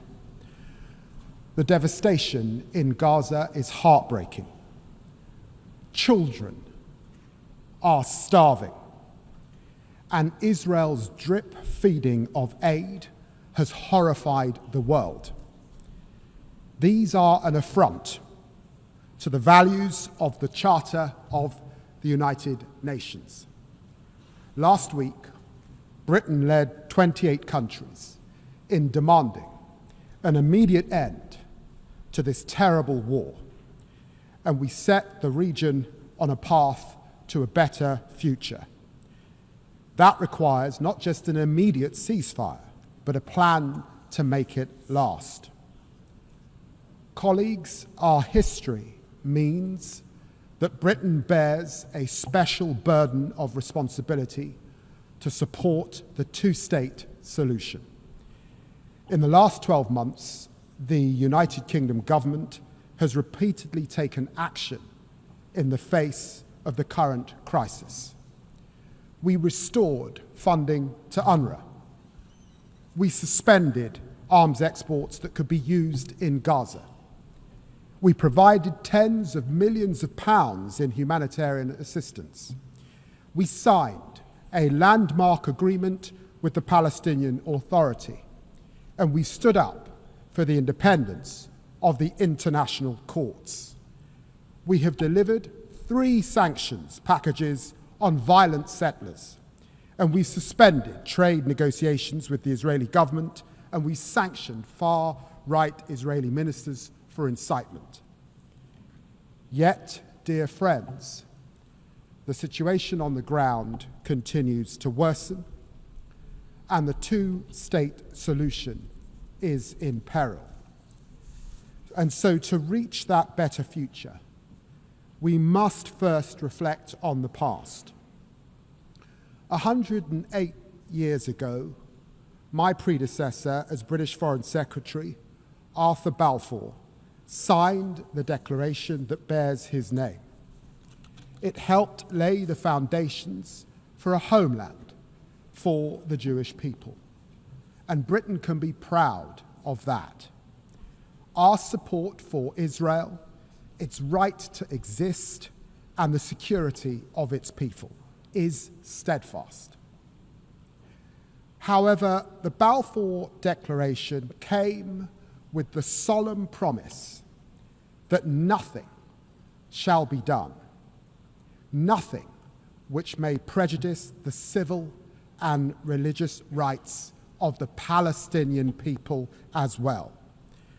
And colleagues, this has not been upheld, and it is a historical injustice which continues to unfold.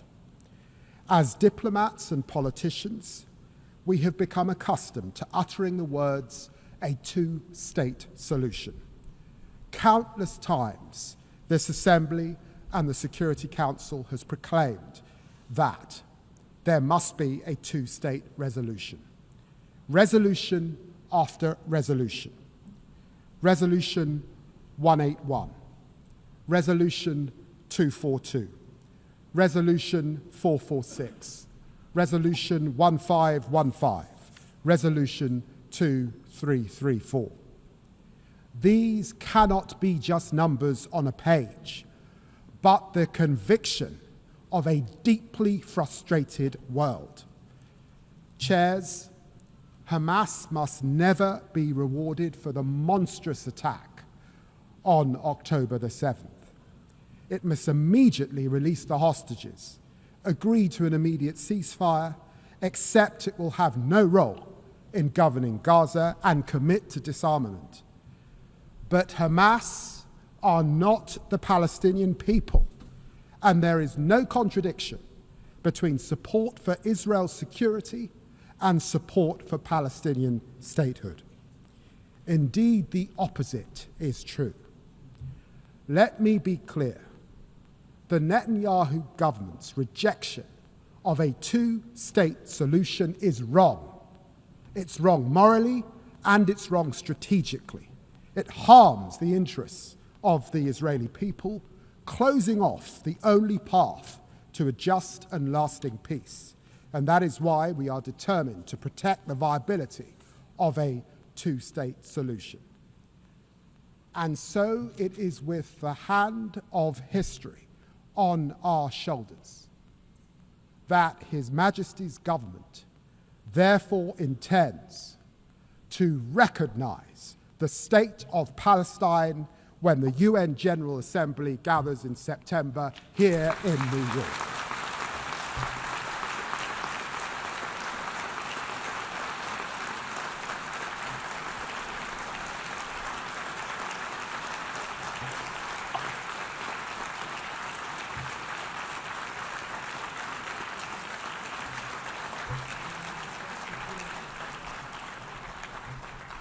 Friends, we will do this unless the Israeli government acts to end the appalling situation in Gaza, ends its military campaign, and commits to a long, sustainable peace based on a two-state solution. Our demands on Hamas also remain absolute and unwavering. Before the UN General Assembly gathers, we will take stock of how far the parties have come in meeting these steps. No one side will have a veto on recognition through their actions or inactions. But recognition by itself will not change the situation on the ground. That is why we are taking immediate steps as well, like airdropping humanitarian supplies along with our partners in Jordan, getting injured children into British hospitals, and pressing for the resumption of the United Nations humanitarian assistance. We also believe that a lasting ceasefire requires urgent progress on governance and security in Gaza. We are therefore working with allies on a plan for long-term political negotiations and a two-state solution. Chair, there is no better vision for the future of the region than two states. Israelis living within secure borders, recognized and at peace with their neighbors, free from the threat of terrorism, and Palestinians living in their own state in dignity and security, free of occupation. The decades-long conflict between Israelis and Palestinians cannot be managed or contained. It must now be resolved. Britain is ready to play its full and historic part. Thank you very much.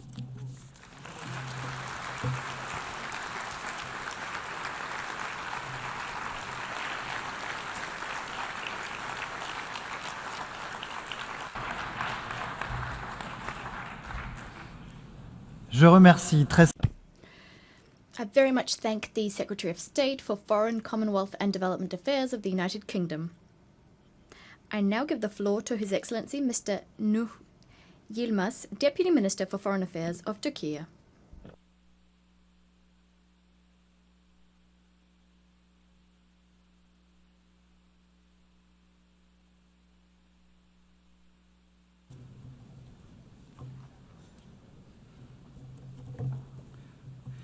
Esteemed ministers, excellencies, dear colleagues, I would like to start by expressing my appreciation to the co-chairs, France and Saudi Arabia, for taking the lead to revitalize the efforts for the implementation of the two-state solution. I also express our thanks to our fellow co-chair, Ireland, in the working group on preserving the two-state solution for its close cooperation. The two-state solution remains central to not only the peaceful settlement of the conflict, but also to preserving sustainable peace and security in the broader region.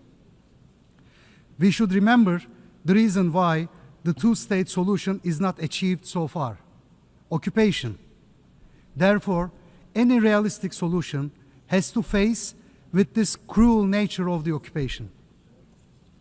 In other words, the root cause of the problem, i.e., the Israeli occupation of the Palestinian territory, should be addressed for any viable solution. Again, let me remind you that the reason why this conference was delayed was Israel's attacks on Iran. This is a testament to the urgency of ending Israel's aggression, expansionism, and policy of strategic destabilization in the region. Israel has strategically been exporting instability to the whole region by seeking for endless wars with hegemonic intentions. No central authority is spared, weakened state structures are sought, failed states are desired and even engineered.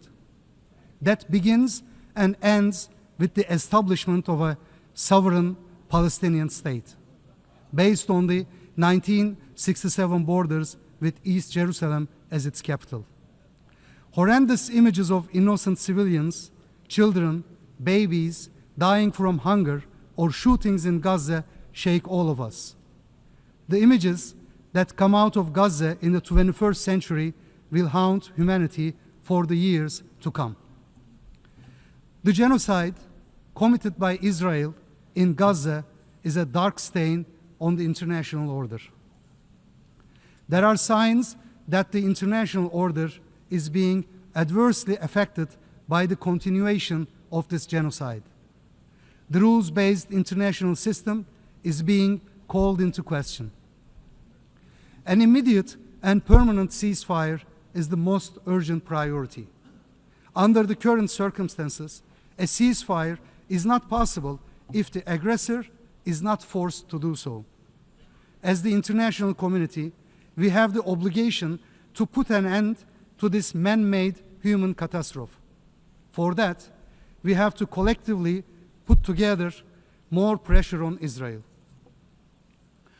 For this, the recognition of the state of Palestine is the most imminent step to take by all those who have not yet done so. Within this framework, we welcome all recent moves for recognition. Aside from these urgent political steps, we should also help the Palestinian Authority in capacity building in all possible ways. In parallel to that, reconstruction efforts must be started without delay. The Arab Reconstruction Plan is the only viable plan for the reconstruction of Gaza. Turkey stands ready to contribute actively to these efforts. We stand at a critical moment. Yes, Palestine needs economic support, capacity building, empowering, trade, and any kind of material and moral support. Yet, we must all understand that this is not enough. Palestine needs more. Palestine needs strong and concrete political solidarity that should go hand in hand with coercive measures such as a UN ban on transfers of arms, as well as halting trade with the aggressor. Israel continues to enable illegal settlements. It even goes beyond, with its government chanting openly and loudly for the annexation of Palestinian territories. Settlerism is theft, settlerism is crime, settlerism is an anachronistic version of colonialism in the 21st century. Settler terrorism should not go unpunished. Settlers and their enablers must face consequences. Last but not least, the implementation of the two-state solution requires solid institutions and the protection of Palestinian people. Thus, supporting the Palestinian Authority and preventing Israeli actions aiming to uproot the Palestinian nation from their homeland are crucial for any credible roadmap for Palestinian statehood. Excellencies, with regard to the draft outcome document of our conference, particularly its paragraph 11, Turkey is of the opinion that, based on the decades-long Israeli record, the handover of weapons by the Palestinian armed groups should be closely conditioned to the realization of an independent, sovereign, and contiguous Palestinian state on the 67 borders with East Jerusalem as its capital, or an agreement reached among the Palestinian groups as part of the reconciliation process. But we did not break the silence, once again, to preserve the unity of the international community. We hope that our concern will be taken into consideration by the member states in their relationships and in the future processes. Turkey will continue its unwavering support for law, justice, and hence the rights of the Palestinian people who are in desperate need of our active and concrete support. Thank you.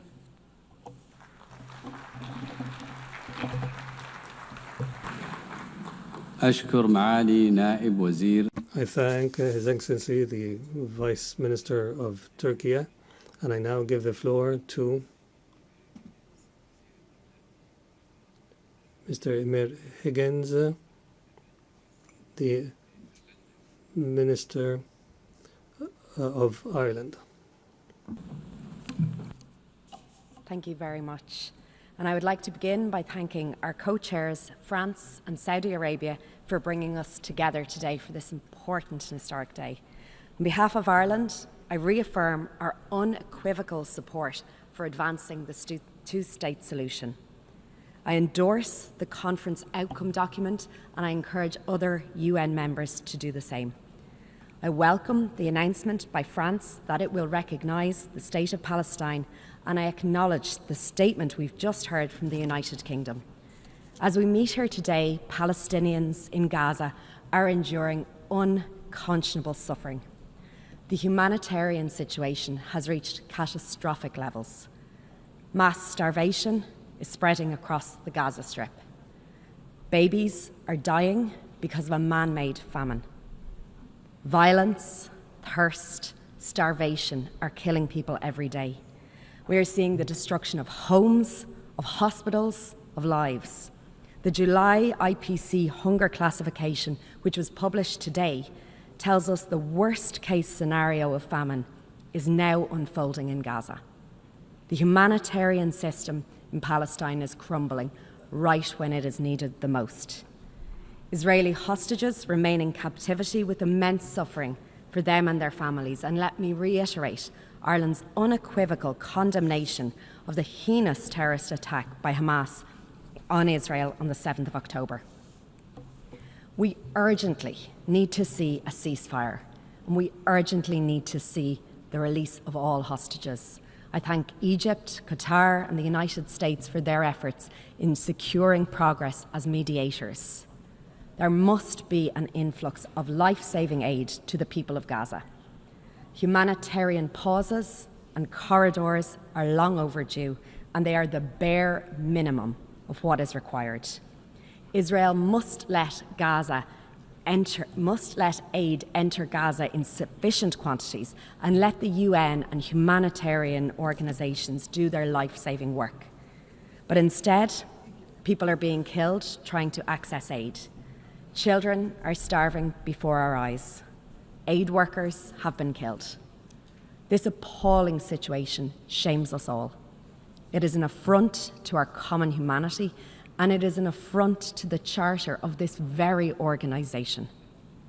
For decades, we have known the only path to a just and a lasting solution to the Israeli-Palestine conflict is the two-state solution. Two states, Israel and Palestine, living side by side in peace and in security. But for decades, we've seen collective failure to take collective and meaningful action. Today, to those suffering in Gaza and in the West Bank, the two-state solution must seem out of reach. But it cannot be. It cannot be about the long term. It has to be about the here and now. It has to be about today. And the two-state solution is key to achieving the most urgent goal, securing an immediate and sustainable ceasefire and the release of all hostages. The two-state solution is indispensable because it would deliver long-term peace, stability and security for the region as a whole. It is recognised clearly in the UN Security Council Resolution 2735, which rejects any attempt at demographic or territorial change in the Gaza Strip, including any actions that reduce the territory of Gaza. And it also reaffirms the importance of unifying the Gaza Strip with the West Bank under the Palestinian Authority. And yet, these principles are flouted with total impunity. We cannot stand by. We must demonstrate more clearly that we afford equal value to the security of Israelis and Palestinians. We, the international community, must act. We do not underestimate the difficult journey that lies ahead. In Ireland, we know this from our own experience of overcoming conflict. As former President Mary Robinson said yesterday, the arc of peace is long. And while each conflict is different, Ireland stands ready to share our relevant experience from our peace process. Ireland recognised the state of Palestine last year. We did that because we believe in the equal right to self-determination, to peace, to security, and to dignity for both Israelis and Palestinians alike. We welcome the announcement by France that it will recognise Palestine, and we acknowledge the statement we've just received from the United Kingdom. We encourage other countries to recognise Palestine. We encourage those who have not done so to recognise the State of Israel. The outcome of this high-level conference must be a clear signal to the Palestinian people that we support their right to self-determination, and that we support the choice of the Palestinian leadership to achieve this through a peaceful political pathway. We welcome the commitments made by President Abbas in this regard. I reaffirm Ireland's support for the Palestinian Authority and its reform agenda. I call on Israel to release the revenues owed to the Palestinian Authority that it is withholding, revenues collected in tax that are necessary to fund vital services and to pay the salaries of workers in Palestine.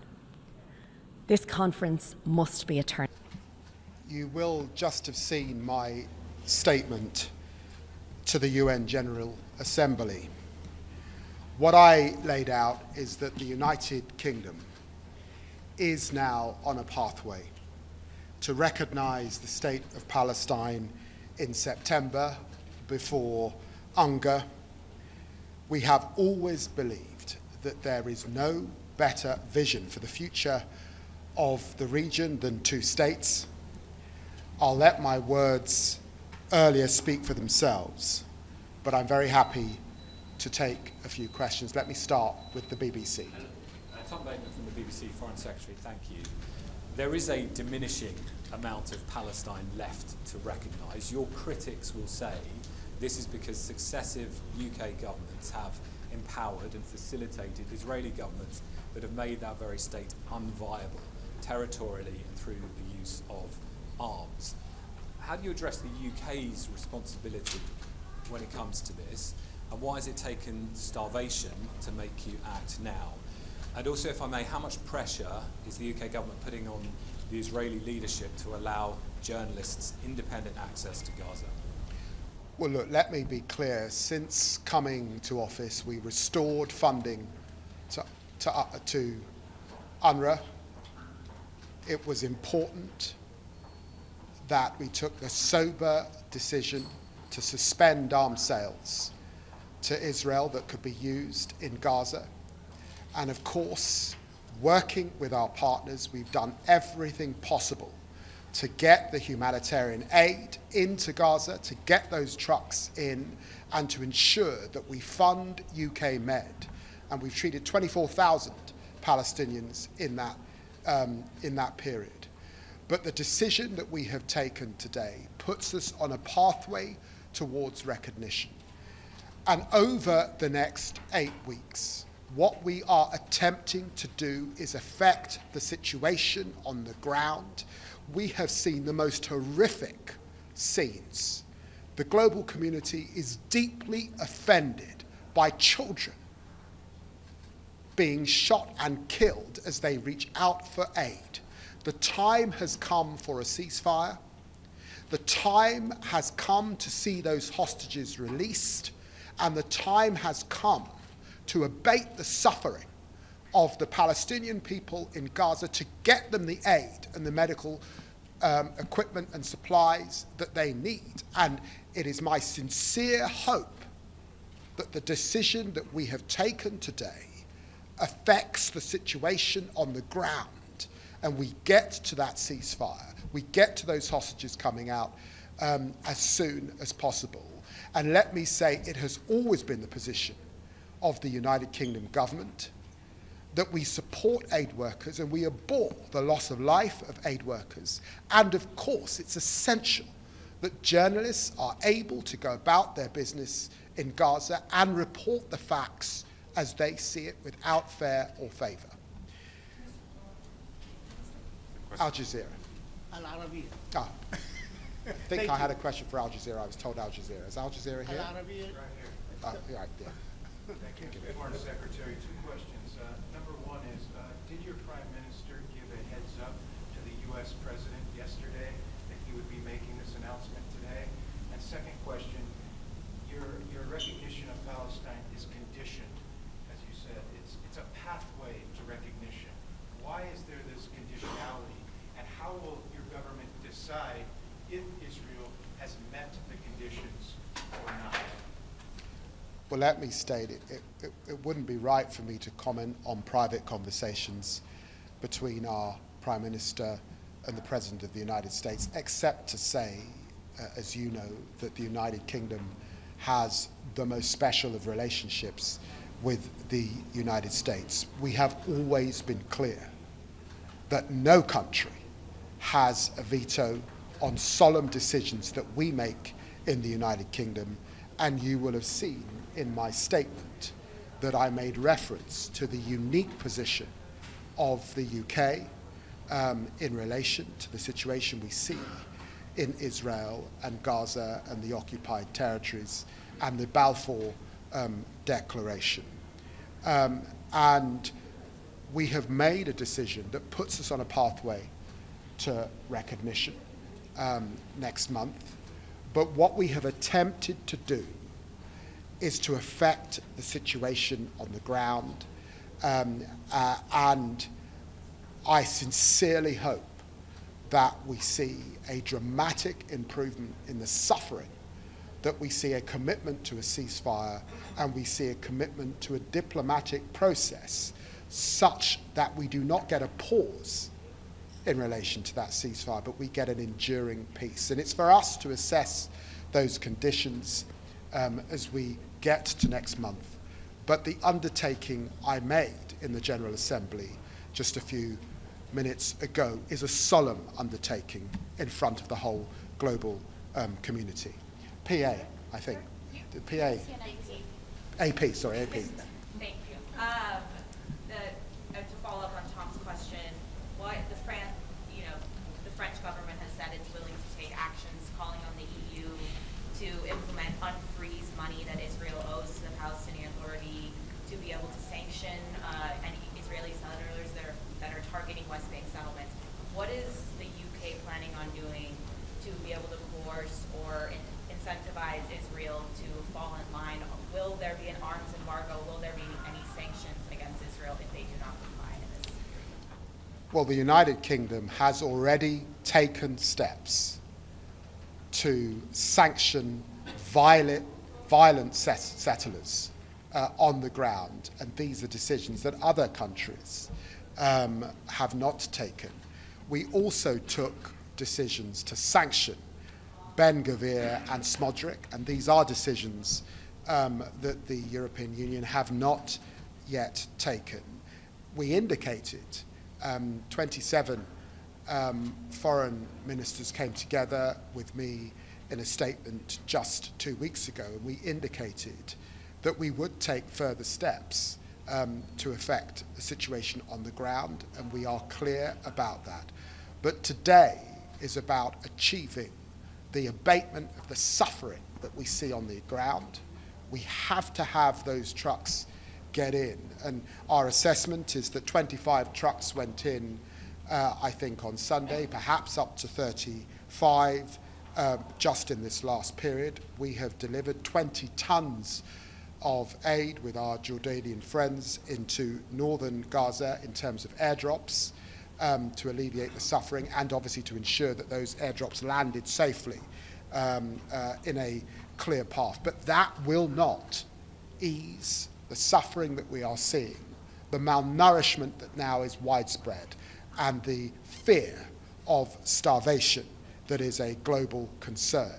And so the United Kingdom, working with partners, and you've seen us working with our Arab partners, but obviously working alongside France and Saudi Arabia today, we are all attempting to bring an end to this suffering. Thank you very much indeed. Thank you.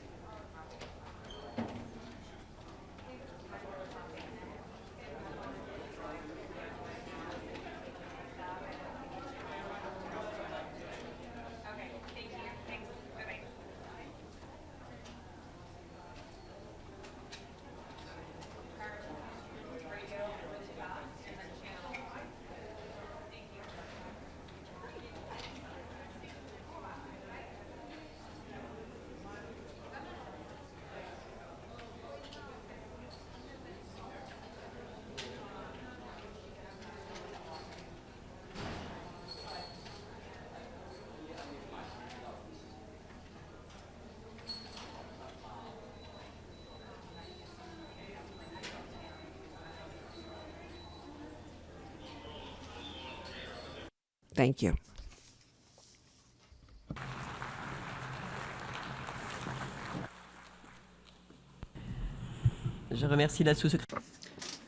I thank the Vice Minister for Foreign Affairs and International Cooperation of Italy. I now give the floor to His Excellency Florian Hahn, Minister of State at the Federal Foreign Office of Germany.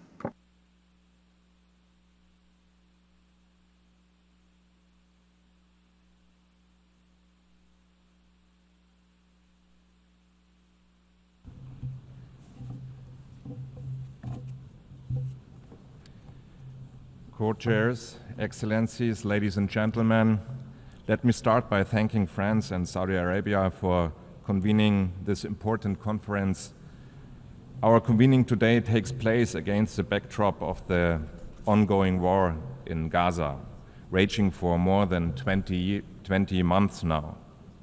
Nothing can be stronger, more pressing reminder of the need to resolve the Israeli-Palestinian conflict and to take action towards peace and the two-state solution. The humanitarian situation in Gaza remains utterly unacceptable. Hostages, including 7 German citizens, are still in Hamas's captivity. The man-made hunger crisis afflicting civilians in Gaza is especially unsettling. All these will have irreversible consequences for generations. Germany, therefore, demands immediate, safe, rapid, unhindered, and sustained access by the UN and humanitarian organizations, an immediate ceasefire, and the unconditional release of hostages now.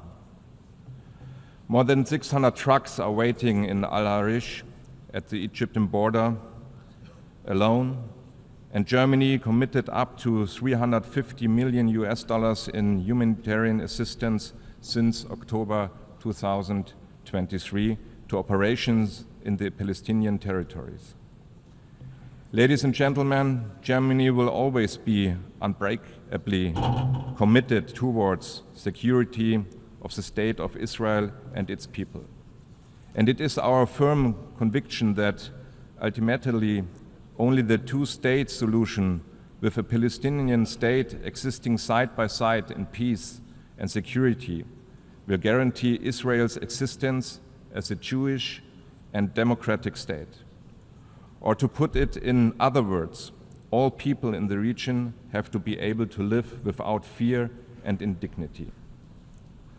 After the horrendous terrorist attack of Hamas on the 7th October and the brutal war that followed since 20 months, one thing is clear. Managing the conflict is not longer an option. We finally need to solve it. The suffering of people has to end. We therefore appreciate that discussions on the day after in Gaza are a key part on this conference. As Germany, we suggest the following. First, Hamas must neither govern Gaza nor be a threat to Israel. For this reason, we stand ready to help providing security by concrete measures, including through EU missions such as UBAM, Rafah, and UPOL COPS, and support to the United States Security Coordinator for Israel and Palestinian Authority. We do this in cash and in kind. Second, we welcome the Arab plan for the day after. Any day after plan needs local Palestinian and Arab ownership. Gaza belongs to the Palestinians and must be rebuilt. Third, we state loud and clear that the Palestinian Authority, as sole legitimate representative of the Palestinian people, must play the key role in the future governance arrangement. For this reason, let me confirm that Germany stands ready to play an important role in the reconstruction of Gaza and supports the international efforts of Egypt and other partners. We are considering to co-convene a reconstruction conference soon after the ceasefire is achieved. Ladies and gentlemen, it is our clear policy to protect the viability of the two-state solution. We push back against any attempt to weaken or destroy it, be it on the ground or in the political sphere. For this reason, 3 legal arguments in line with long-standing EU positions are key to our policy. First, we do not and will not recognize any changes to the 1967 borders unless agreed upon by the parties. Second, we consider Israeli settlements in the occupied territories unlawful and a serious obstacle to peace. Third, we respect the ICJ's advisory opinion of the 19th July 2024 and act in line with its stipulations. Ultimately, we want to see an independent, democratic, and viable Palestinian state existing side by side in peace and security with Israel. 2 remarks. This state needs to be built, not just declared. The building of this state has to be made possible, not impossible. For this reason, we contribute every single day in cash and in kind to building the foundations of the future Palestinian state. First, the total value of our ongoing bilateral development cooperation with the Palestinian Authority amounts to more than $1 billion in total. We work for better institutions, efficient Palestinian municipalities, and improved water services and infrastructure. Second, we strengthen the Palestinian economy through education, vocational training, and the work programs, and we call on Israel to release this tax revenue which belong to the Palestinian Authority under the provisions of the Paris Protocol. Third, we support civil society, peace building, dialogue, and shared society initiatives that pave the way for a better understanding of both societies. Joint narratives for peace are more important than ever. Ladies and gentlemen, even if it seems like a very remote perspective, while there is a war in Gaza and while there are very negative trends in the West Bank, a two-state solution must be negotiated by Israel and the Palestinians. As Germany, we have said to recognize a Palestinian state rather at the end of such negotiations. This is still our position, but we do see that Israeli policies are currently pointing in the opposite direction. This is utterly wrong and not serving Israel's long-term security interests. We therefore urge Israel to engage in the political process for a two-state solution, which is launched with the conference today. This is a way to achieve lasting peace and lasting security. Thank you very much.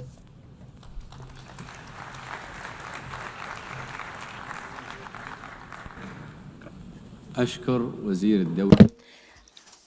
thank His Excellency, the Minister of State of Germany, and now give the floor to Her Excellency Minna-Lina Lindh, Deputy Minister for Foreign Affairs of Estonia.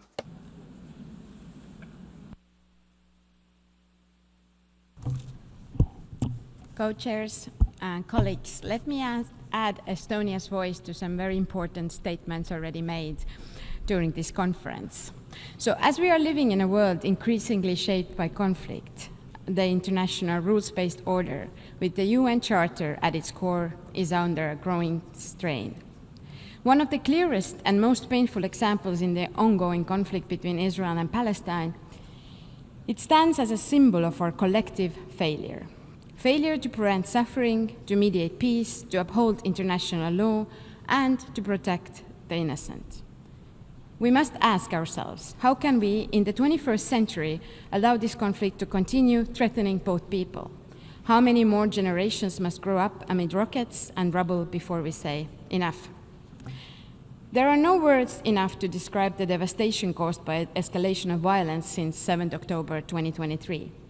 We must continue to strongly demand the protection of civilians, the release of hostages, distribution of life-saving aid at scale, and accountability for violations of international law.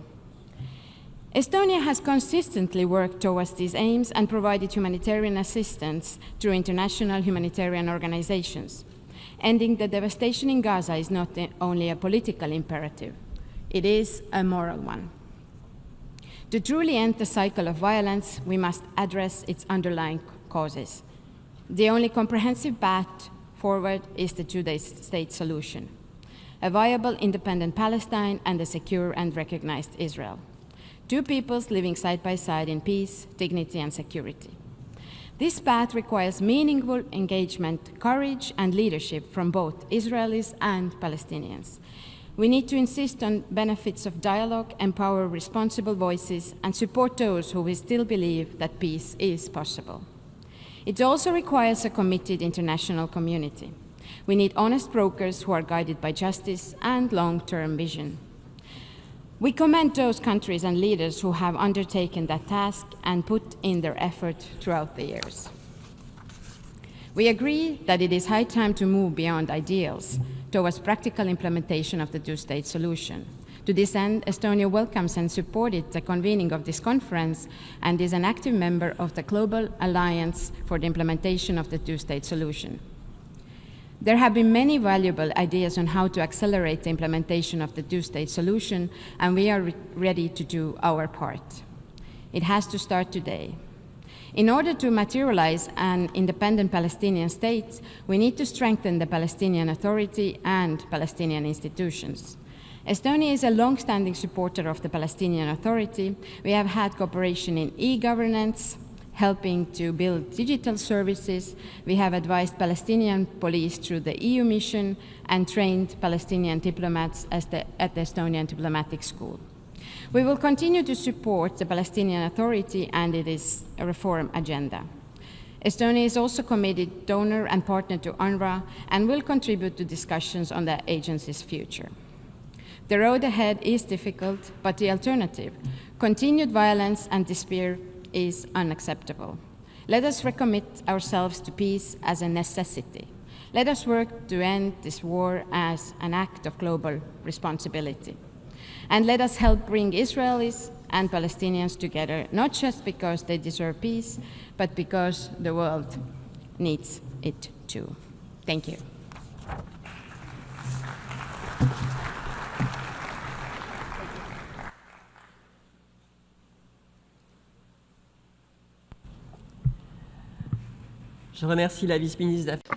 I thank the Deputy Minister for Foreign Affairs of Estonia, and I now give the floor to His Excellency Herbert Scheibner, Special Envoy of the Republic of Austria for the Two-State Solution Conference.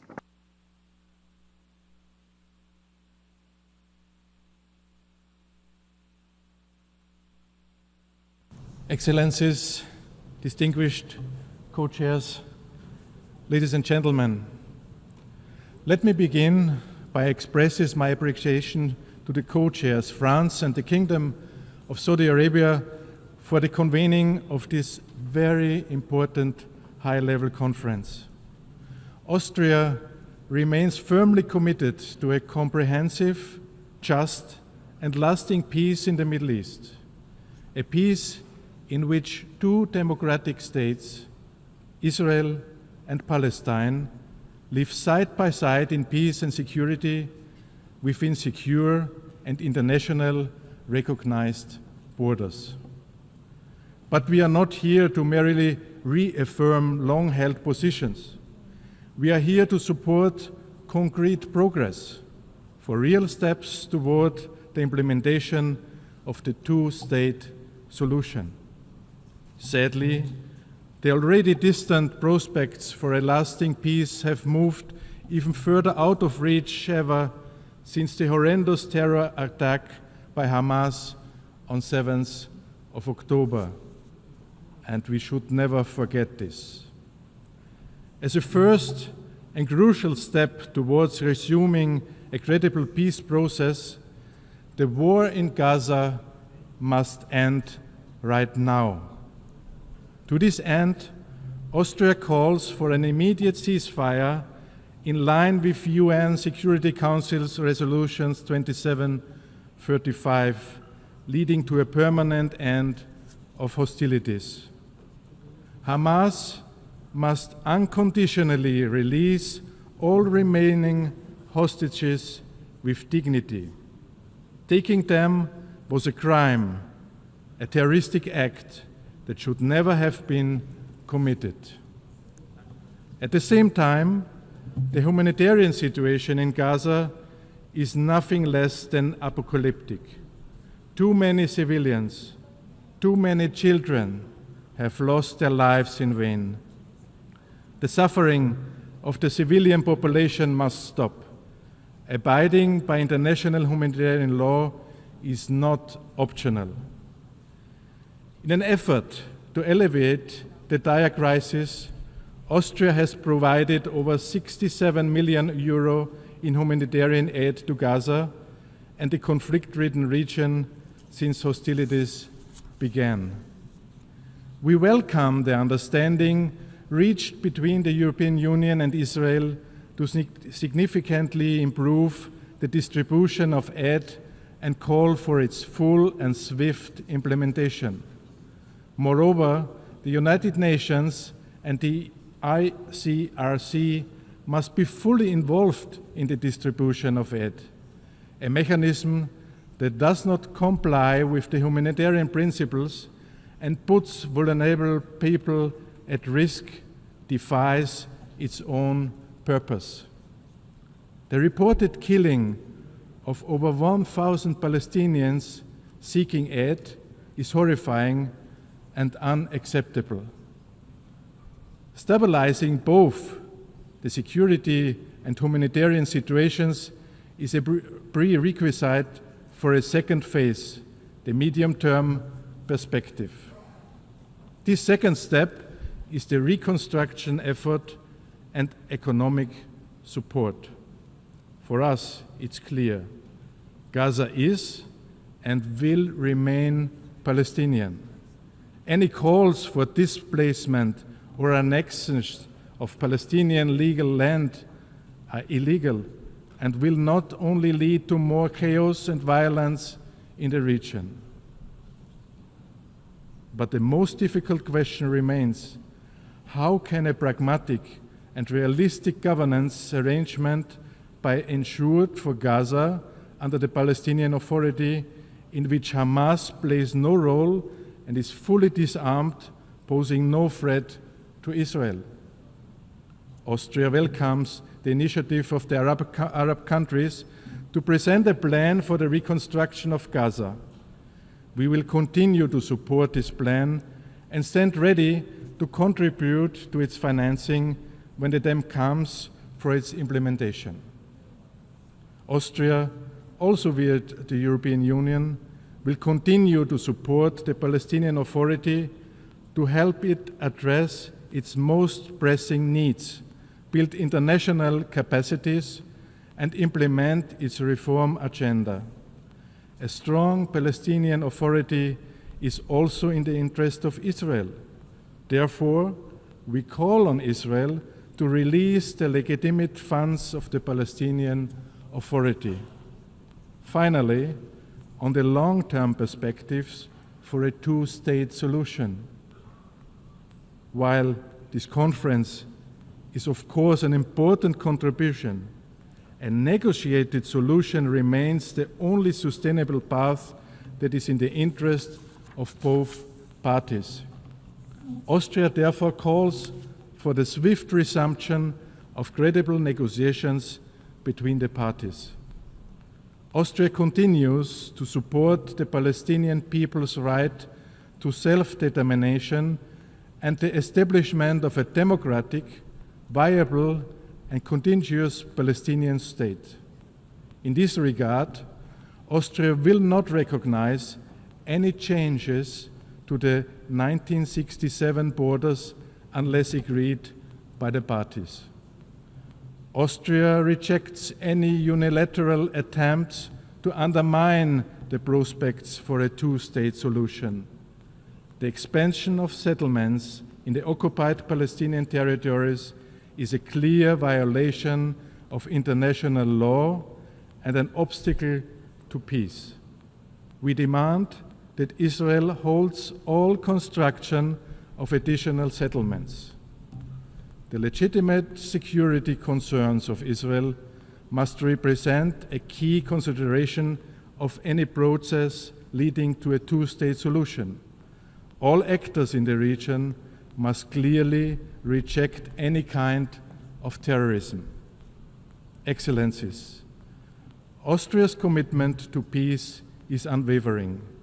The international community has a clear role to play to enable, to support, and to hold all parties accountable.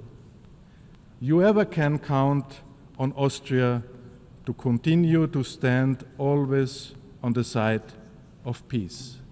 Thank you very much.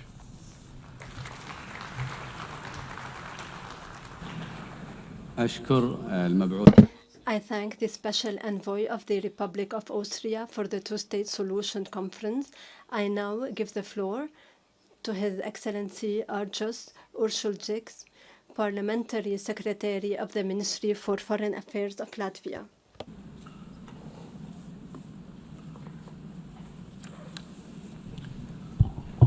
Distinguished participants, ministers, excellencies, ladies and gentlemen. Let me begin by thanking France and the Kingdom of Saudi Arabia for convening this meeting at a critically important time. As a newly elected member of the United Nations Security Council, we are humbled by the responsibility we now share in upholding international peace and security. We approach this role guided by our own history of striving for sovereignty, dignity, and international recognition. Our experience is at the foundation of our belief that we can work together and make the two-state solution a reality.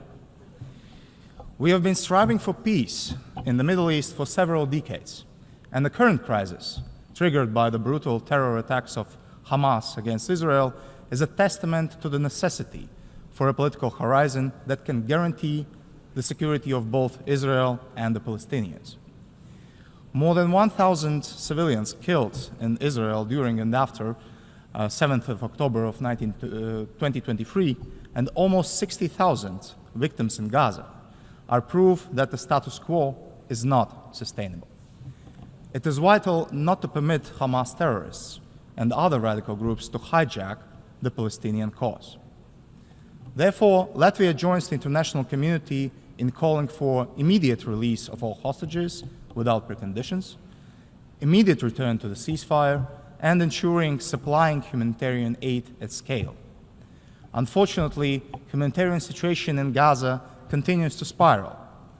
Reports about civilian killings in Gaza while attempting to receive humanitarian assistance are deeply worrying and require immediate and independent investigation. Therefore, all efforts to expand humanitarian access to Gaza must be implemented swiftly and fully. The current crisis cements Latvia's firm belief that the only path to sustainable peace is through upholding international law, including international humanitarian law and the principles of UN Charter, in the Middle East and in other ongoing wars around the globe. We can build upon the Peace Day effort, expanding its focus beyond the day after to formulate concrete steps that will lead to the lasting solution. Meanwhile, it is essential to provide political and practical support for the legitimate Palestinian authorities, which the European Union, including Latvia, has strived to do for many decades.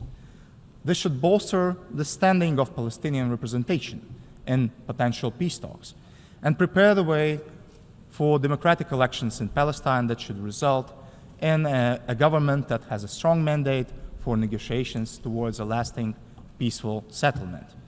And in this regard, we welcome the intention of President Abbas to hold elections for a new Palestinian National Council before the end of the year. Latvia believes that the two-state solution must not be only a slogan. It must be a common goal for both sides and also for international community. Two-state solution also means recognizing Israel's right to exist as a state, and it is also a name that leads to mutual recognition and practical guarantees for both sides, because the alternative is further cycles of more destructive violence and radicalization. So let me take the opportunity to welcome the current conference once again as a crucial step towards building a roadmap that leads to the realization of the two-state solution. This should lead to direct negotiations guided by international law and relevant United Nations Security Council resolutions, resulting in two states living side by side in peace and security. Thank you.